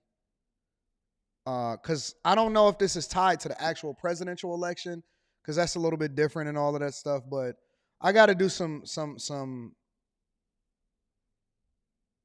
actual deep diving because a lot of times that 70% number can be skewed, and so we want to be a little bit careful. 70% is a lot. But like, for example, if you look over in Houston, you had less than an 8% voter turnout rate, then that means the majority of the people didn't even vote, and they all voting based off of identity politics instead of understanding the policies that the person is saying, then, you know, it's a little bit different. But let's continue. Would have been a white man, which, of course, is what they want. Only the white Christian men may have the things. And at this point, it's evident what they mean by DEI, right? Okay, it means black people. It's the reason the right complained about critical race theory. It's not fashionable to be openly racist anymore in America, unlike what they call the good old days. So referring to a black mayor as a DEI mayor gets the point across, right? I think you should have to go in order to be able to vote personally. You can't stand black people. We get it. You've been heard. What is also clear is all the conspiracy theories are a distraction from the real effects of Tuesday's bridge collapse. Tonight, officials said the remains of the two victims were recovered. The remains of two of the victims were recovered. Construction workers who had been working on the bridge. 4 others are presumed dead. There's also the economic fallout from the port of Baltimore being closed indefinitely. This port is one of the busiest in the country, 11th largest overall. It employs more than 15,000 people and more than 139,000 indirect jobs. And it's the #1 port in the country for the import and export of automobiles and farm and construction machinery, a top importer of sugar, and second in the nation for export of coal, and not just coal for black people, Republicans, coal for everybody. Joining me now is Baltimore Mayor Brandon Scott. I will allow you, Mayor Scott, if you choose to do so, to respond to the tomfoolery and attacks on you for having the nerve to be black and also a mayor. Well, I think, listen, I know, and we all know, and you know very well, that black men and young black men in particular have been the boogeyman for those who are racist and think that only straight, wealthy white men should have a say in anything. We've been the boogeyman from them since the first day they brought us to this country. And what they mean by DEI, in my opinion, is duly elected incumbent. We know what they want to say, but they don't have the courage to say the N-word. And the fact that I don't believe in their untruthful and wrong ideology, and I am very proud of my heritage and who I am and where I come from, scares them, because me being at my position means that their way of thinking, their way of life of being comfortable and suffering, and while everyone else suffers, is going to be at risk, and they should be afraid, because that's my purpose in life. And by the way, you know, the coded racism, before we even knew the nationalities of the men, Maria Bartiromo was out there talking about open borders and trying to somehow signal that they wanted to go after the brown people too, because of course that is their other target. We know that the men who were doing this hard construction work overnight, trying to fix the potholes on this bridge, working very hard, were Latino. And so that's now on the table too. We know that this ship, which came from Singapore, was piloted by a very heroic crew from India whose Mayday call saved lives, not maybe saved lives, but did. So this is a full-throated attack. But this is also what America is. It is people of multiple races who do the hard work to make. You know, this is gaslighting at its finest, because they're trying to make an issue out of nothing, right? And this is the reason why I say that I don't even listen to some of the stuff that people say, because they're trying to do a whole segment in order to try to make this out to be more than what it really is. These are basically ghost accounts and irrelevant Twitter accounts that they're trying to make out to be something more than what it is. This is really a non-issue and a non-story. Nobody fears you, big dog. Nobody is scared. Listen, congratulations on being the mayor of Baltimore. I think that you answered the questions correctly. I haven't deep dove into Baltimore to see exactly what the job that you've done since 2020, but now you're on my radar, and so I'm going to be paying attention, and I want to see exactly what's going on. But I hate when they try to make it out to be a race thing. This has nothing to do with race. If they're actually professional, then they would ignore some ghost accounts on Twitter trying to make this out to be something more than what it really is. This has nothing to do with anything. And they trying to make him a hero. So let's see if they got anything else for us, y'all. Make America work and literally make it work. Talk about the importance of this port and how quickly you believe it will be back up and working. Well, first I have to talk about those lives that we lost. Those folks came to this country to fulfill the American dream, the dream that they... I told you what the play was before he even answered. Whenever they ask about, hey, how fast is the bridge going to be rebuilt? He's going to say, and they're going to say, hey, listen, guys, let's talk about the lives lost, because that polls well. I mean, he very well may also believe it, but it polls well. Listen, whenever you stop to talk about something in order to acknowledge people, that's strategy 101. One of the things that I do when I break down my opponents, and I feel comfortable telling you because it's not like you're going to remember anything, but the first thing that I do when I break down my opponents, or I'm going into a debate, or I start talking to somebody, is first I acknowledge them. Hey, what's going on? Hey, listen. I did it with Boyce Watkins. The first thing that I did with Boyce Watkins is I thanked him and I congratulated him. I said, listen, I like what you got going on your platform. And then one by one, we start to break that junk down all the time. And so it polls well. It captures the audience, and they say, oh, wait a minute. In the inside of them, they say, hey, wait a minute. They may not be so bad. They may not be doing such a bad job. When you go up on a platform, hey, listen, I appreciate you for bringing me on here, and you didn't have to do it, but, you know, I acknowledge what it is that you're doing, and I think that you've developed the audience, and, you know, congratulations, and you find something to compliment them on. And then you disarm them, and then you decide, do you go ahead and dismantle them? Hey, man, listen, I appreciate you for coming up here. You didn't have to do it. But, you know, you've been doing some great things in the community, and I recognize that you did this the other day. Yeah, buddy. Then it's, Y'all not going to remember anyway, so it don't really make no difference. But the point of the matter is, whenever you deflect, it polls well, and it captures the hearts and the minds of people. When I go on Hardly Initiated, I'm going to do the same thing. Next Wednesday, I'm going to go on Hardly Initiated, and I'm going to disarm the audience, and I'm going to say, listen, man, look, I appreciate you guys for bringing me on, and it's going to go left. It's going to go left. Then I'm going to proceed to break down every single thing that they do. Watch what I do. Watch me play it out. Say should exist for everyone, but they really mean just for them.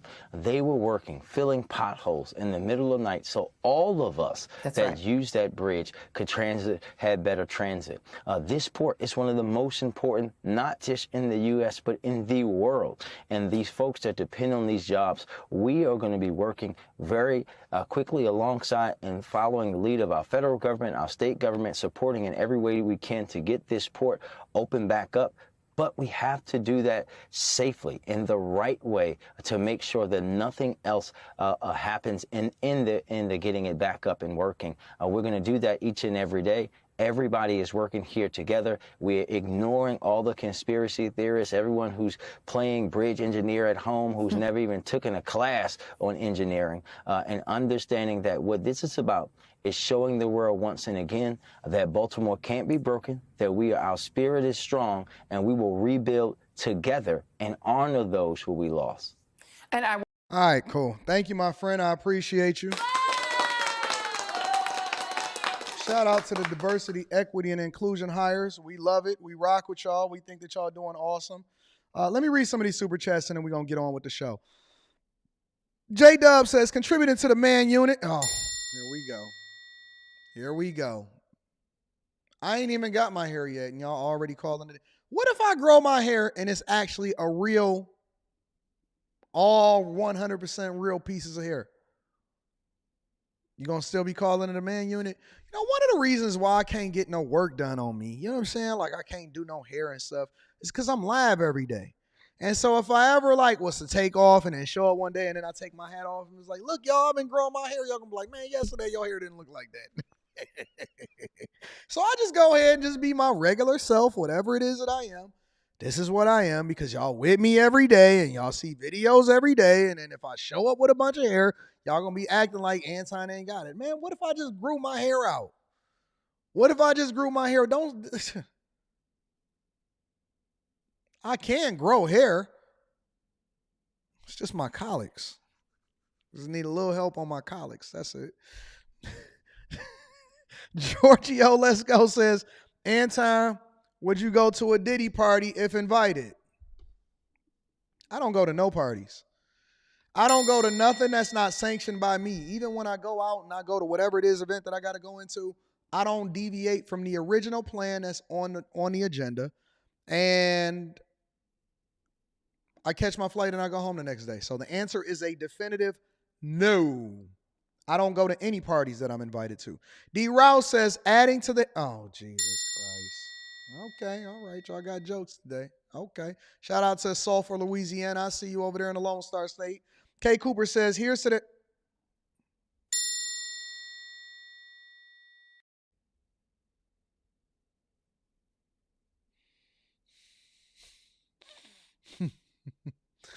Ray Piccolo says, come on, Anton, be fair. Would they say DEI if the mayor was white? Who is they? It's always going to be somebody to criticize you. No matter who you are. If you're white, you're black, it's going to be somebody to criticize you. So when I get a job after pilot school, I'll be considered DEI? I don't know. What do you care? As long as you get the job after pilot school. Only thing people care about is whether or not, listen, you should be more concerned with getting that bag. Get that bag, big dog. Zach says, why do y'all care about what people think about y'all? Just get the money. Get the money. Zach says, the reason they are saying this about black people in politics is because every city in the district that black people are in charge of look like shh. That's a fact. Now, that's a fact. That's real. NBK Doomsday says that bridge collapse is an economic catastrophe for the city of Baltimore. I agree. J Ben says, if you grow your hair back, we need a Jadakiss interview on the Patreon. Funds, fame, and follicles. Hairlines after wealth. Chico Bean can be a feature too. Listen, man, if you got enough money, you can do anything. You can get anything. Sister says, but Mr. AD, if you grow your hair, you cannot brag about being as smooth as a dolphin. That's true. I agree with you. All right, I'm not going to grow my hair back. I might just do it for April Fool's Day or something. Who knows? Ain't April 1st coming up? Travis Slay says, Anton, don't mind the hair unit jokes. Go ahead and let your soul glow. Soul glow. Brother, I'm rocking with it. Shout out to Trap and Slay. I'm coming down to Texas to get my hair done. Do you do hair units? I'm going to come down there and get mine from you. Tim says, I hear those trips to Turkey can be really taxing, and we can't have OG flans. But listen, whatever it is that I do out here in these streets, I'm not flying to no foreign country to get it done. I'm going to get it done right here in the good old US of A. You know what I'm saying? Luke Casey, 20 over 50 in the building. Shout out to baby girl Luke Casey says, I got your back, and I'm going to send this super sticker. Thank you, baby girl. I appreciate you. Professional Yapper says you might just have to stun on them with the hair. Man, I'm growing my hair. I'm sick of it. I changed my mind. I'm growing my hair. Yeah, I'm coming to Texas.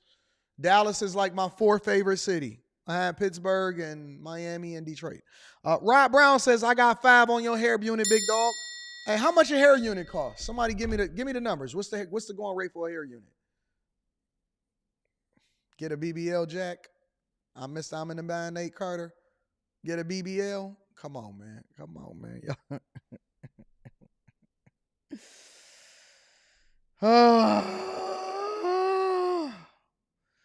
Trap says, you know I'm in Miami, Anton. Oh, you in MIA, yo? Okay, all right. I'm coming to Miami. Trap, you so cute. All your chat husbands are going to be mad at me, but we going to get there. All right, y'all, let's get to it. We got to pick it up. Lots of women is being reported to be slapped.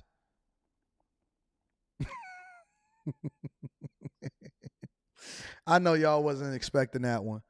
The name of the show is called Slap, so at some point I had to address women getting slapped. That is what they saying. They say migrants is slapping women. Men is just randomly slapping women and punching them in the face down the street. Yeah, man, it's a big deal. It's a slap epidemic happening out here in these streets. A lot of people are getting slapped.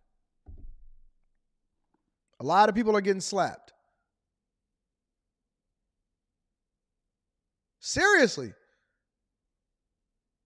I don't know what it is. It's like a spirit on men slapping women. And I don't know what that is, but we got to address it. Even migrants are slapping people. Check it out. A migrant from Venezuela is facing charges accused of attacking and sexually assaulting women. One of those attacks leading to an alert from the UIC campus. Casey Cronus is live with the latest on the case against him. Casey? Sylvia and Terrence, a judge has denied pretrial release for that man as prosecutors argued he's already attacked 2 women and they do not want to allow room for him to victimize any others. Take a look. Elvis Jesus Hernandez Pernalete, who also goes by Luis Guevara, has been... Oh, he got 3 names? Nah. Elvis, we know his real name ain't Elvis. We know he's a migrant. He came over here. Who gave Luis the name Elvis? Okay, so we all know that his first name is really his middle name. And so Elvis is over here slapping on hoes out here in Chicago. Okay, go ahead, Elvis. Been charged with criminal sexual abuse, aggravated battery and strangulation, robbery and attempted robbery. According to UIC police, around 8 p.m. on March 16th, the Venezuelan migrant followed a woman from the UIC Halstead Blue Line. Is Elvis a Venezuelan name? Just question it. I'm always trying to follow the news to understand what's going on. And I want to make sure that Elvis is a Venezuelan name. Elvis Jesus. Come on, stop, man. station near Harrison and Morgan Streets, then physically and sexually assaulted her and stole her belongings. Court documents reveal this was not the first woman Pernalete followed from a train stop and attacked.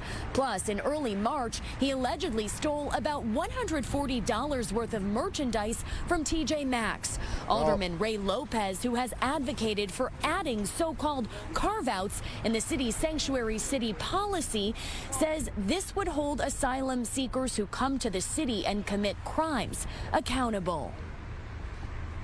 Criminal activity that the small number of migrants are doing would never be allowed or permissible for someone who was, say, on the DACA registry, because they were very specific that you could not engage in any criminal behavior or risk deportation.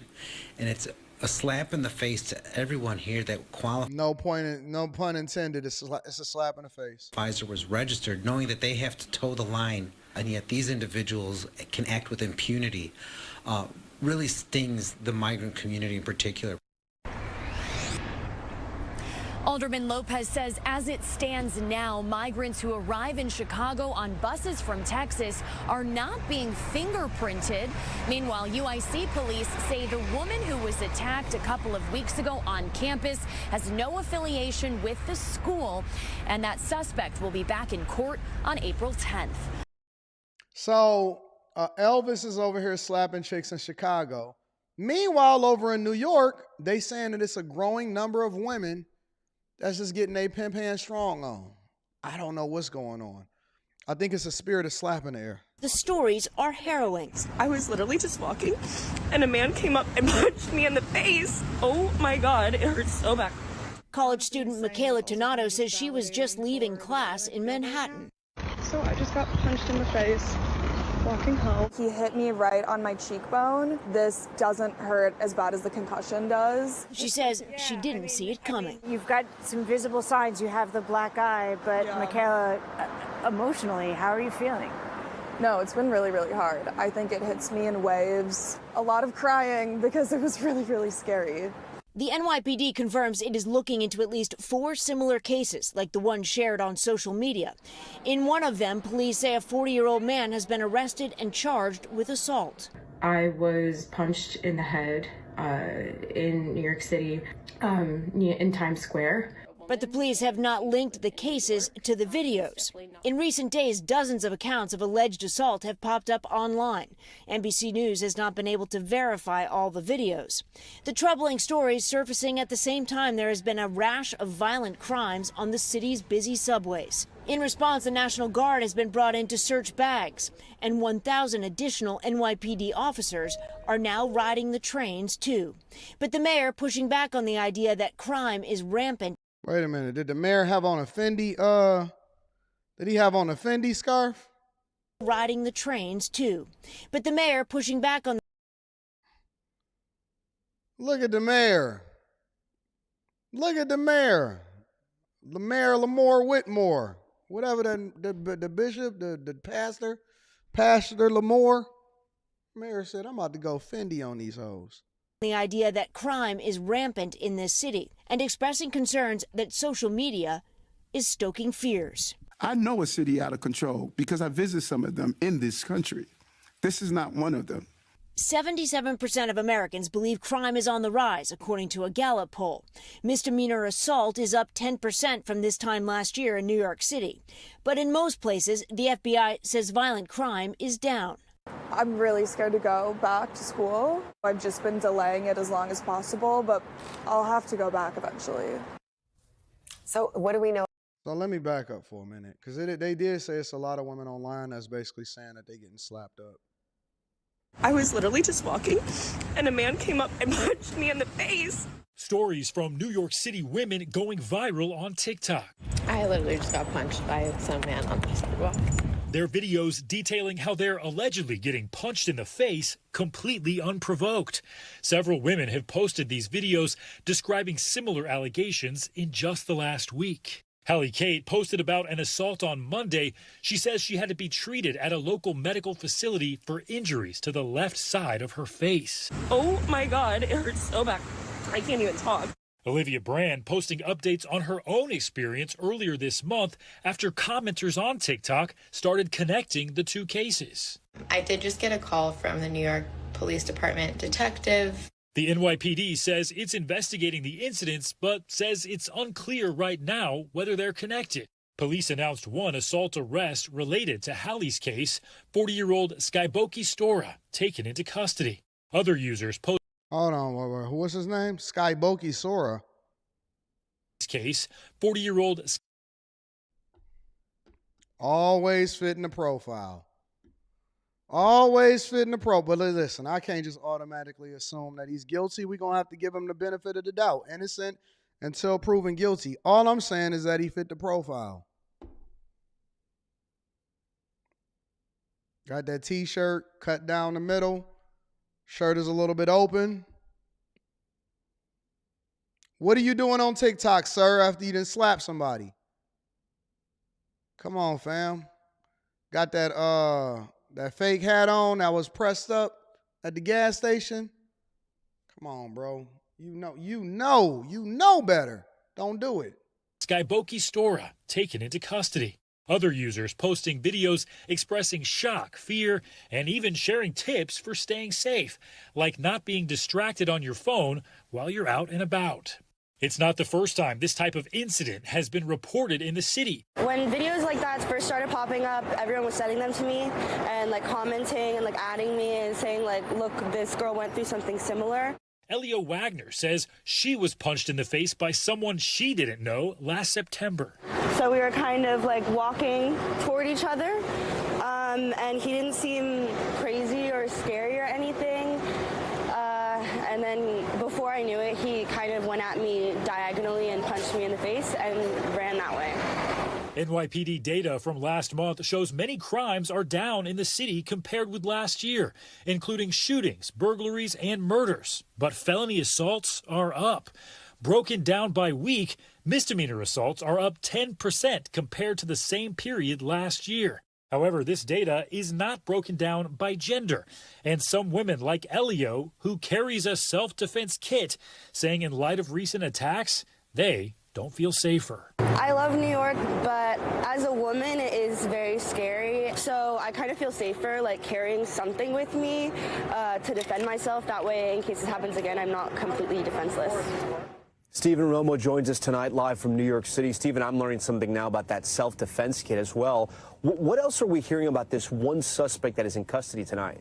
Yeah, we've learned quite a bit about him, Tom. Skyboki Stora, he actually is a bit of a fringe political figure, ran for mayor of New York City back in 2021, and he has now been charged with this assault for... And look, they're going to find the video where he got a Trump flag in the back. He ain't got no shirt on. He got a military hat on. And he talking real greasy on the internet. Man, come on, bro. I think that one of the chicks maybe got slapped. One of them maybe got that pimp hand backwards. I think some of the other ones might have been some Me Too victims. Oh, man, Me Too, whatever. And they might not even really nothing happen. One of them was giggling as she was walking down the street. Some of them could say nervous. I don't know, man. I don't know, bro. I don't believe nothing that nobody say by default right after the fact. We just going to have to do them. But don't New York got all of these cameras? Don't New York got 1,000 cameras? Shout out to the women that's defending themselves. I don't see not one black woman on that list. But black women ain't too far behind. They're going to be like, me too, I got slapped. Once they start seeing the likes and stuff like that, it's a possibility, who knows. But I don't believe in anybody putting their hands on anybody. So keep your hands to yourself. Keep your hands to yourself. Do not put your hands on nobody, men, women, nobody. And if you do, you should be arrested. Definitely should be arrested. All right. Let me see. Joe Gunn is in the building. Shout out to Joey. Joey says for $30 million, Anton is going to a Diddy party. Oh yeah, for $30 million, I'm gonna go to the party. 100%. 100%. For $30 million. I'm absolutely going to be. But see, I got a business reason to be at the party. 100% I'm going to be at the party for $30 million. You know that, right? For that Cassie money, I'm there. JP says the singer of Latin anthem Suavemente is an Elvis. Okay, all right. Shout out to all of the Elvises out there. Tanisha, shout out to Tanisha, says, showing the channel some love, always enjoying your content. Continue to expose the tomfoolery. I will, baby girl. Thank you. NBK Doomsday says, sound like a TikTok challenge. They lying. I'm not saying they lying. I'm just saying that we need to do a full investigation. Spacer says Quentin needs to go protect his milks of magnesia. Ain't nothing wrong with a little bit of milk and cookies. You know what I'm saying? What do we got next popping off? Make sure y'all hit a like for the algorithm. Also, if y'all not a part of the Patreon, link is in the description, as well as pinned to the top of the chat. Make sure y'all join the Patreon. What else we got going on? Migrants? We talking about migrants today? Migrants are gathering in order to destroy the El Paso border crossing. We got to keep the migrants accountable and make sure that we bring them to the front of the congregation. Let me see. Is this the migrants? No, that's not the migrants. Hold on.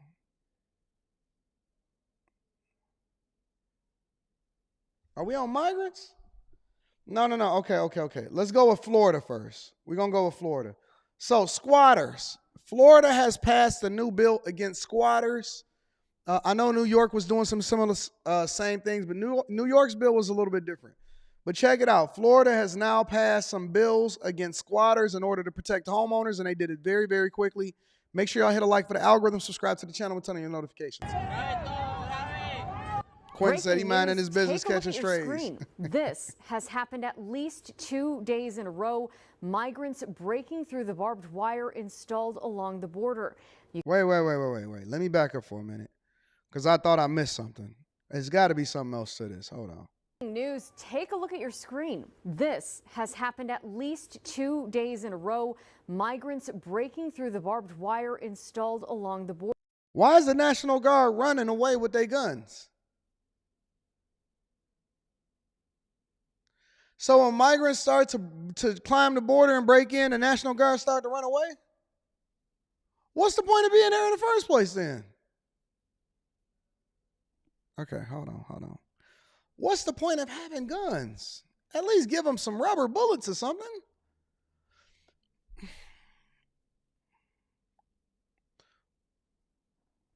Why is the people that are securing the border running away from the border?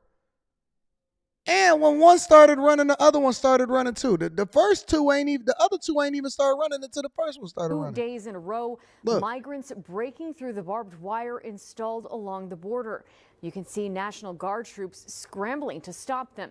This video was recorded from Juarez, but the migrants are already on the U.S. side because that's where they placed the barbed wire. Now, we've been following this breaking story all day. Good evening, and thank you for joining us for ABC 7 at 5. I'm Stephanie Valle. And I'm Paul Cicala. The video you're seeing is from yesterday, courtesy of our news partners at Canal 44, Channel 44. But more video is circulating on social media from today with the same thing happening. And now we want to bring you our complete team coverage of this here on ABC 7. We have ABC 7's Sam Harris-Simwitz reporting, as well as Heriberto Perez reporting on the Juarez side of the border on what has been happening. Let's begin with Heriberto. He joins us live from Juarez. Good afternoon, Paul. Stephanie, we're here in front of the border wall in Ciudad Juarez, just a couple of feet away of Riverside Elementary School in El Paso's Lower Valley. I said they was running over to help? Okay, all right. I must have missed it. A couple of hours ago, I saw a small group of, hundreds of migrants. Hold on. Juarez, is this your first time? What is wrong with the news today? Listen, it just seems like the news is just absolutely messed up and it's fumbling. Did you see what Juarez? Is that his name, Eddie Juarez? Hold on, let me back up. It's us live from Juarez. Oh, it's from Juarez. What has been happening? Let's begin with Heriberto. He joins us. Heriberto. So Heriberto is really fumbling up. Like they really messing up the news right now. Okay, Heriberto, give us your take, Eddie, and let us know what's happening. Slow down your words. I know you're excited. I know this is your first time on camera. Gather yourself. Live from Juarez.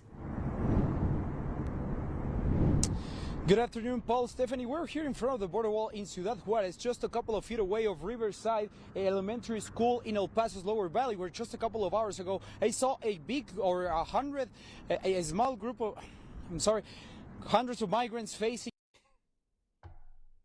Yeah, I saw the big, and I saw minor amount. I guess of migrants. Sorry. Me sorry. Me love you long time. Eddie Buffto.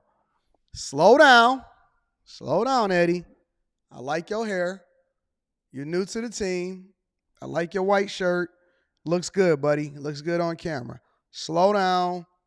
Pronounce your words. Let's get it out, big dog. Turn up. Got that good head of hair, though.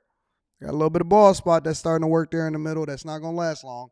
But shout out to Eddie Busto. Elementary School in El Paso's Lower Valley, where just a couple of hours ago I saw a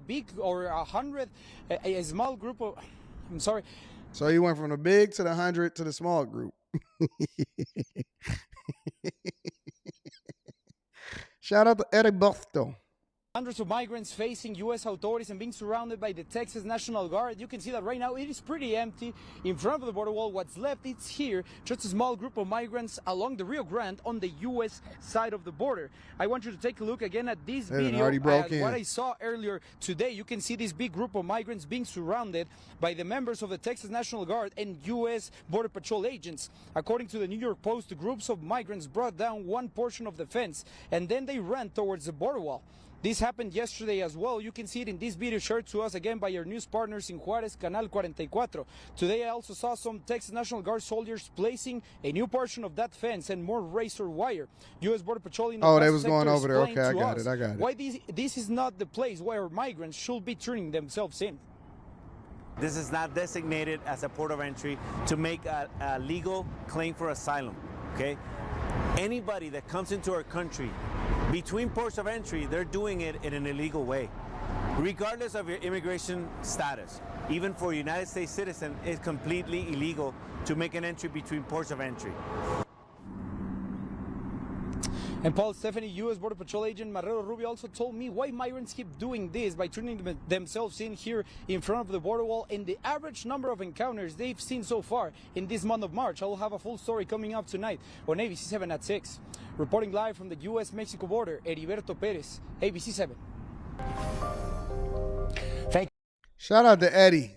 Eddie did the best that he could. Shout out to Eddie. He recovered. You, Heriberto, and also take a look at this. This here is video we were talking about earlier. It is from today. It was recorded by a crew from the New York Post, and you can see, similar to what Canal 44, Channel 44 in Juarez captured yesterday, you can see dozens and dozens of migrants breaking through that barbed wire. ABC7's Sam Harris-Simowitz, he joins us live with the reporter who saw this all happen. Sam. Good afternoon, Paul. I'm going to bring in New York Post reporter Jenny Toure. Jenny, so thank you so much for joining us today. Happy to be here. Thank you. Jenny, you've been here all day, and you saw what took place around this gate earlier. Can you describe to our audience exactly what you saw and exactly what you heard? Uh-oh, they're going to be holding me accountable on after hours tonight. When we had arrived here, there was a group of about 600 migrants that had amassed along the border wall, separated by demographics. So it was single adult males on one side and the women and children on the other side, and families. The single adults seemed to be being turned back by Texas National Guard here to Mexico in small groups because the number of people that were here was so overwhelming for them. So when they were being pushed back and started realizing that that was their fate, they started to become more and more agitated, yelling at our cameras, yelling at the Texas National Guard, which there were only a few down here, so they were completely outnumbered. And you saw within a matter of seconds a complete takeover by the migrants who had crossed here, that had overtaken all of the National Guard's territory here, that had run up to the fence in a group of about 200 to 300, encircled them. Basically the National Guard disappeared. It was very worrisome because you had yelling, you had banging, you didn't know what was happening to those guardsmen, and it was almost like their worst fears realized. And Jenny, so when I arrived around 2 o'clock, you're there was welcome, quite Maria. a bit of whether it was state or federal law enforcement. How long did it get for that larger, whether it's Border Patrol or Texas DPS presence to really show up here at the gate? There was a presence of Texas DPS here when this all broke out, as well as, of course, the Texas National Guard and some Border Patrol. But again, they're completely outnumbered right now. And with the numbers like 600, they just can't get the manpower out here to. Shout out to Biden. I want to give a round of applause to Biden for losing control of what we have going on at our borders and not holding us down. And shout out to Jenny for being out there on the front lines with us. Shout out to Eddie Buchtel for correcting and getting things in order. At this point, we just really beating a dead horse. At this point, we just really beating a dead horse. They've numbed us to it. They've normalized it. And I think that now they're trying to get to the point to where it's not even a big deal anymore. And so people kind of just overlook it because it's like, oh, man, they're getting over in the border. They're like, oh, they always been doing that. That's not really a thing anymore. They always been doing it. It's not really a thing anymore. And we've been talking about the migrant crisis so much that people have become numb to it. Initially, they shocked. Ultimately, the story goes away. And we don't even trip about it anymore. It's like, oh, man, migrants is over here. They're illegal. Give them some free health care. Give them some coverage. Help their families out. Give them a place to stay. Put them in a good hotel room. Let them knock your head over. Complain about it, and then we start the cycle all over again. This is so regular. This is so normal that we don't even trip about it no more. Let me read some of the super chats, and then we're going to get over into the final portion of the show. What was that? Migrants? We'll get to Florida in a minute. So, let me see. Knobs. Shout out to Knobs. Knobs says, Anton, going to go to a Diddy party, but he didn't see. I ain't see nothing. If it's business, it's business. We got business to discuss, big dog. MBK Doomsday.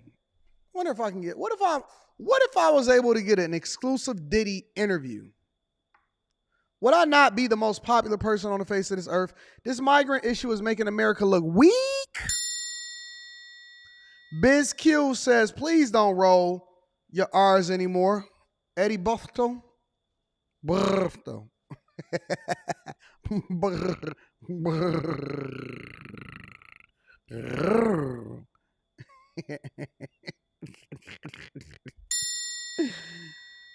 Classy Beat says he was out of breath because he just crossed the border illegally and grabbed the mic real quick. Shout out to Eddie. Shout out to Eddie. BizQ, I love you. I love you. Just don't be getting snatched up by none of these guys that's inside of the chat. You know what I'm saying? Shout out to all of the guys that shooting they shot because these girls be looking good inside of the chat.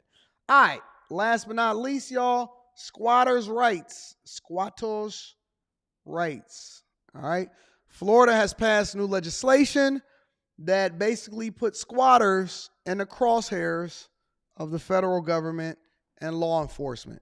Make sure y'all get y'all likes up. Make sure y'all pin it, hit the Tiege Hanley, and then tap into the Patreon pin to the top of the chat, y'all.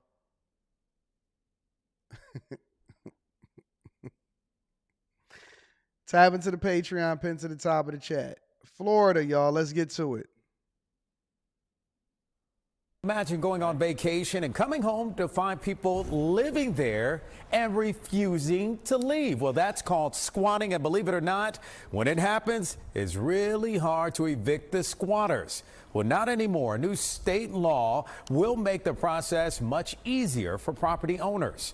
Ari Yatzer joins us live from Opelika to explain the issue. Ari. Well, Juwan, it's almost unheard of for a bill to pass through the Florida legislature, both the House and the Senate, with unanimous support. Everyone from both parties agreeing that something had to be done about squatting. And today, Governor DeSantis signed that bill into law. Police ended up in a shootout with a squatter in that Southwest Miami-Dade incident.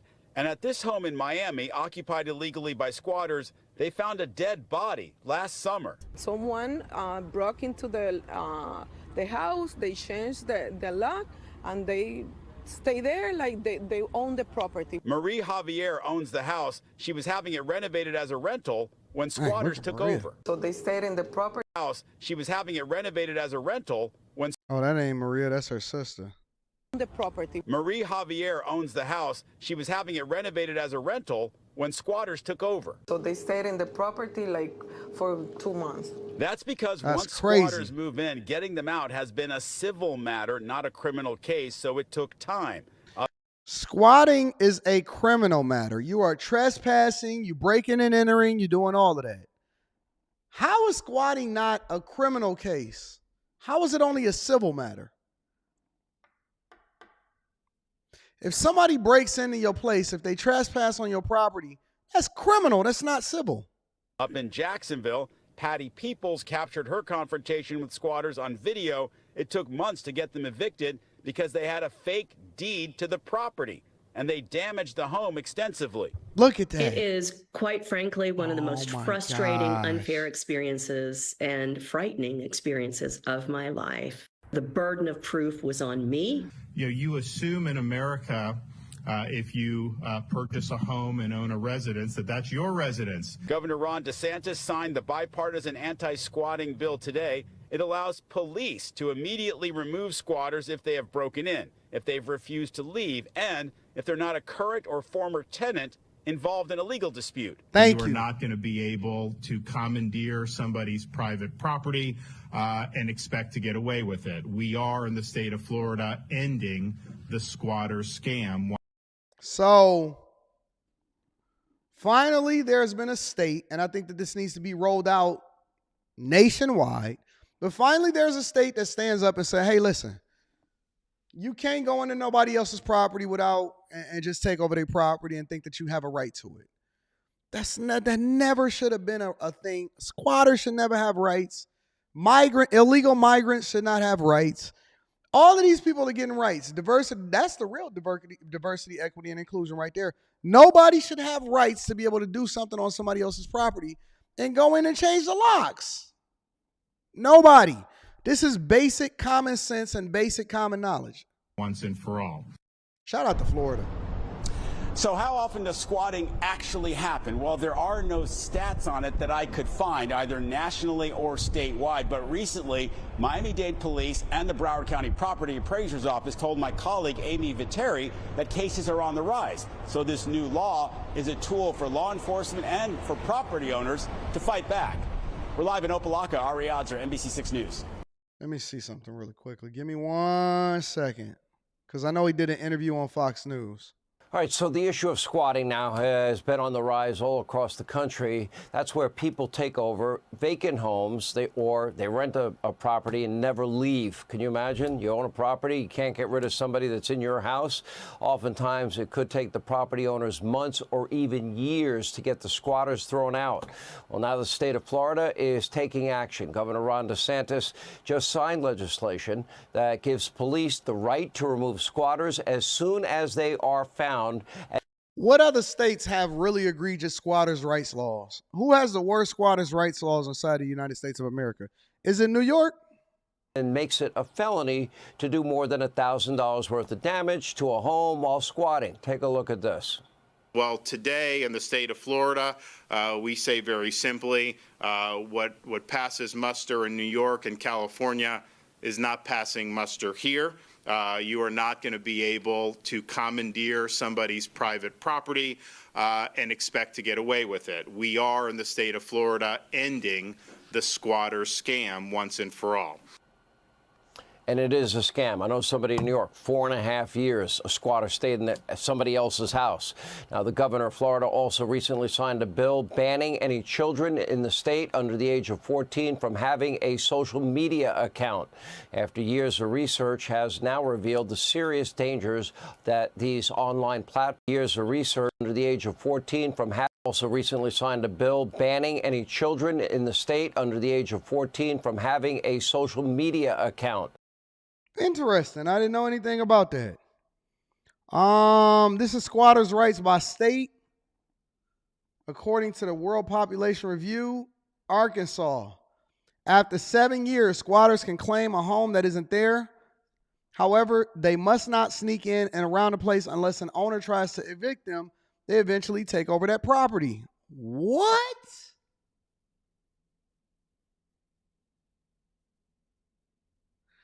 Financial rules also apply, such as having to pay property taxes.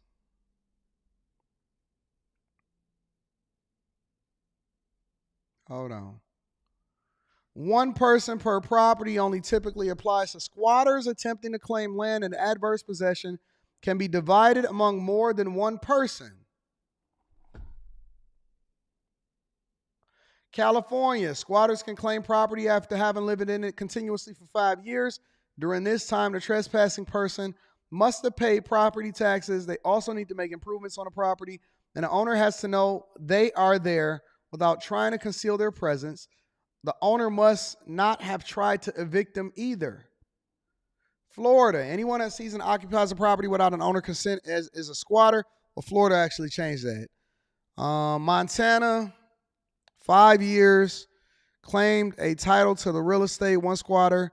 That one squatter must be the only one living there for that period. They must not hide, and the owner must know they're occupying a space. Wow.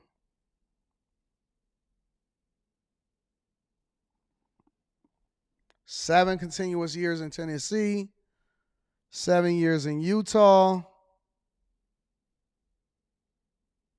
3 years in Arizona,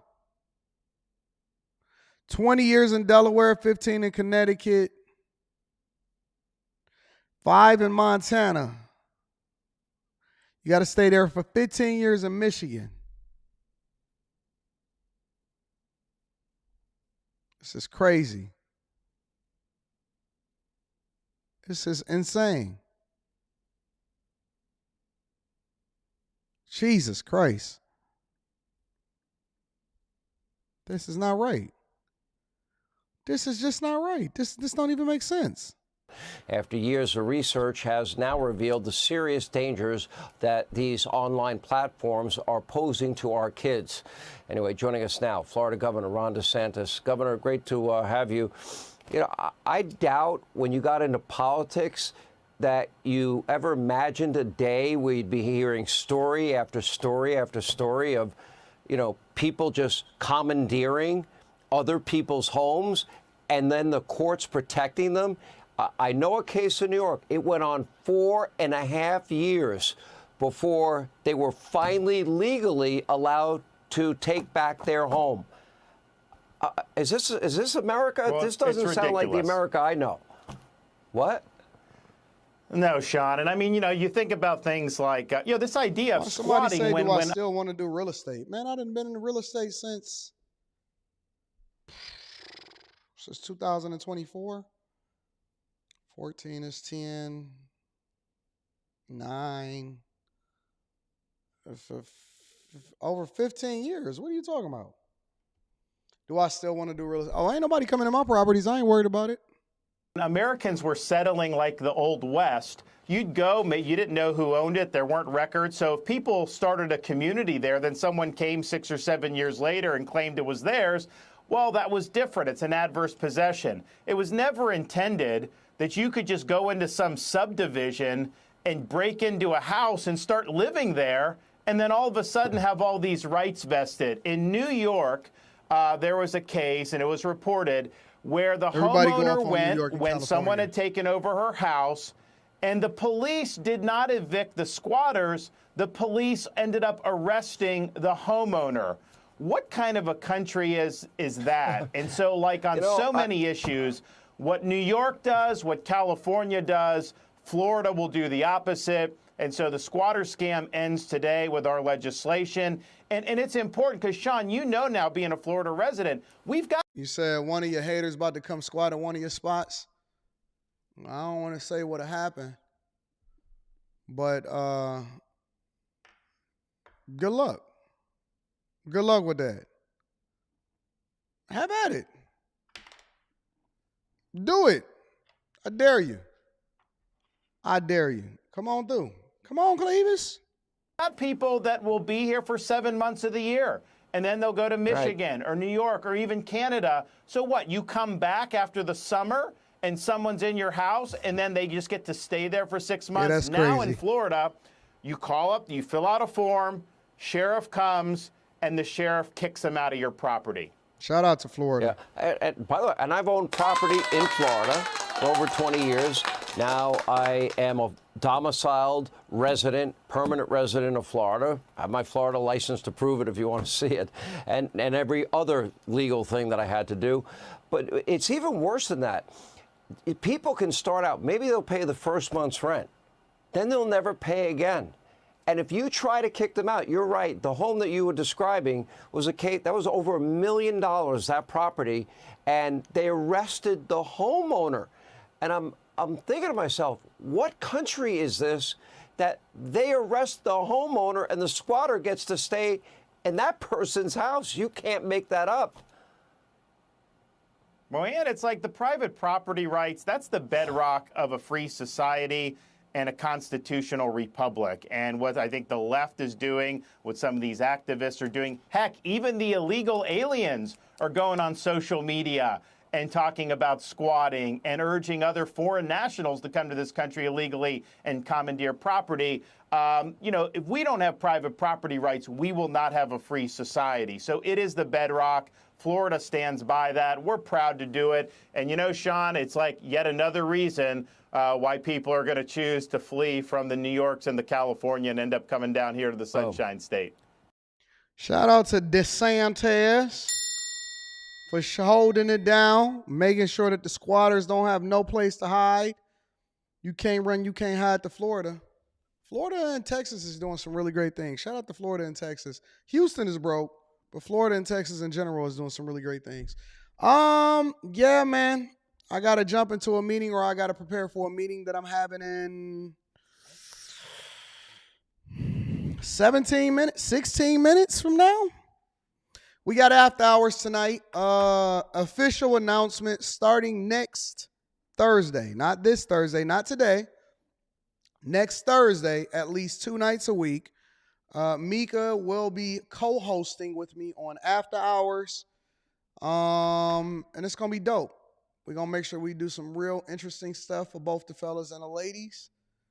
And she will be flying back and forth here to Detroit occasionally to mix it up. So half the time probably remote, half the time actually coming to Detroit and shooting the show in person, because I'm a fan of being able to feel people's energy. And shout out to Mika for getting that new 360 deal. Yeah. If you're not a part of the Patreon, link is in the description as well as pinned to the top of the chat. And Jennifer says, no, already, Anton, don't go. I've been live streaming for 2 hours and 20 minutes. 2 hours and 20 minutes. I try to keep it under 2 hours, but I always go over because I like to joke with y'all. And I don't like to slow down the pace of the show.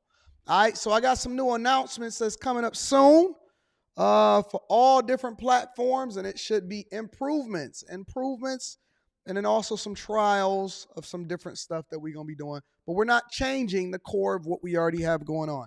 Thank you to everybody that tuned into the Millionaire Morning Show. Thank you to everybody that caught the show last night. Thank you to everybody that's going to be tuning in the after hours tonight. And we doing a thing. Let me read a couple more super chats, and then I'm going to get y'all up out of here for the day. NBK says, how are squatter rights a thing? That is insane. Yeah, DeSantis explained it. He explained it. Shout out to Quentin. Quentin says Stephen A. on PBD podcast was great. We might review that tomorrow. All right. Let me see. Let me just double check something to make sure that we all on the same page here. All right, we good. Listen, I love you guys. I appreciate y'all. Thank y'all for continuing to tune into the Millionaire Morning Show.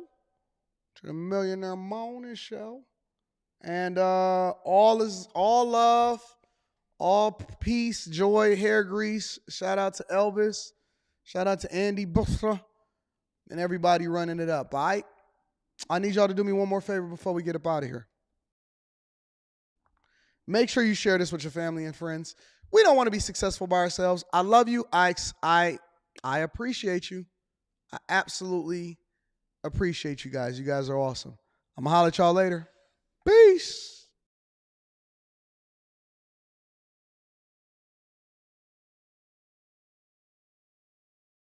Let me call my barber.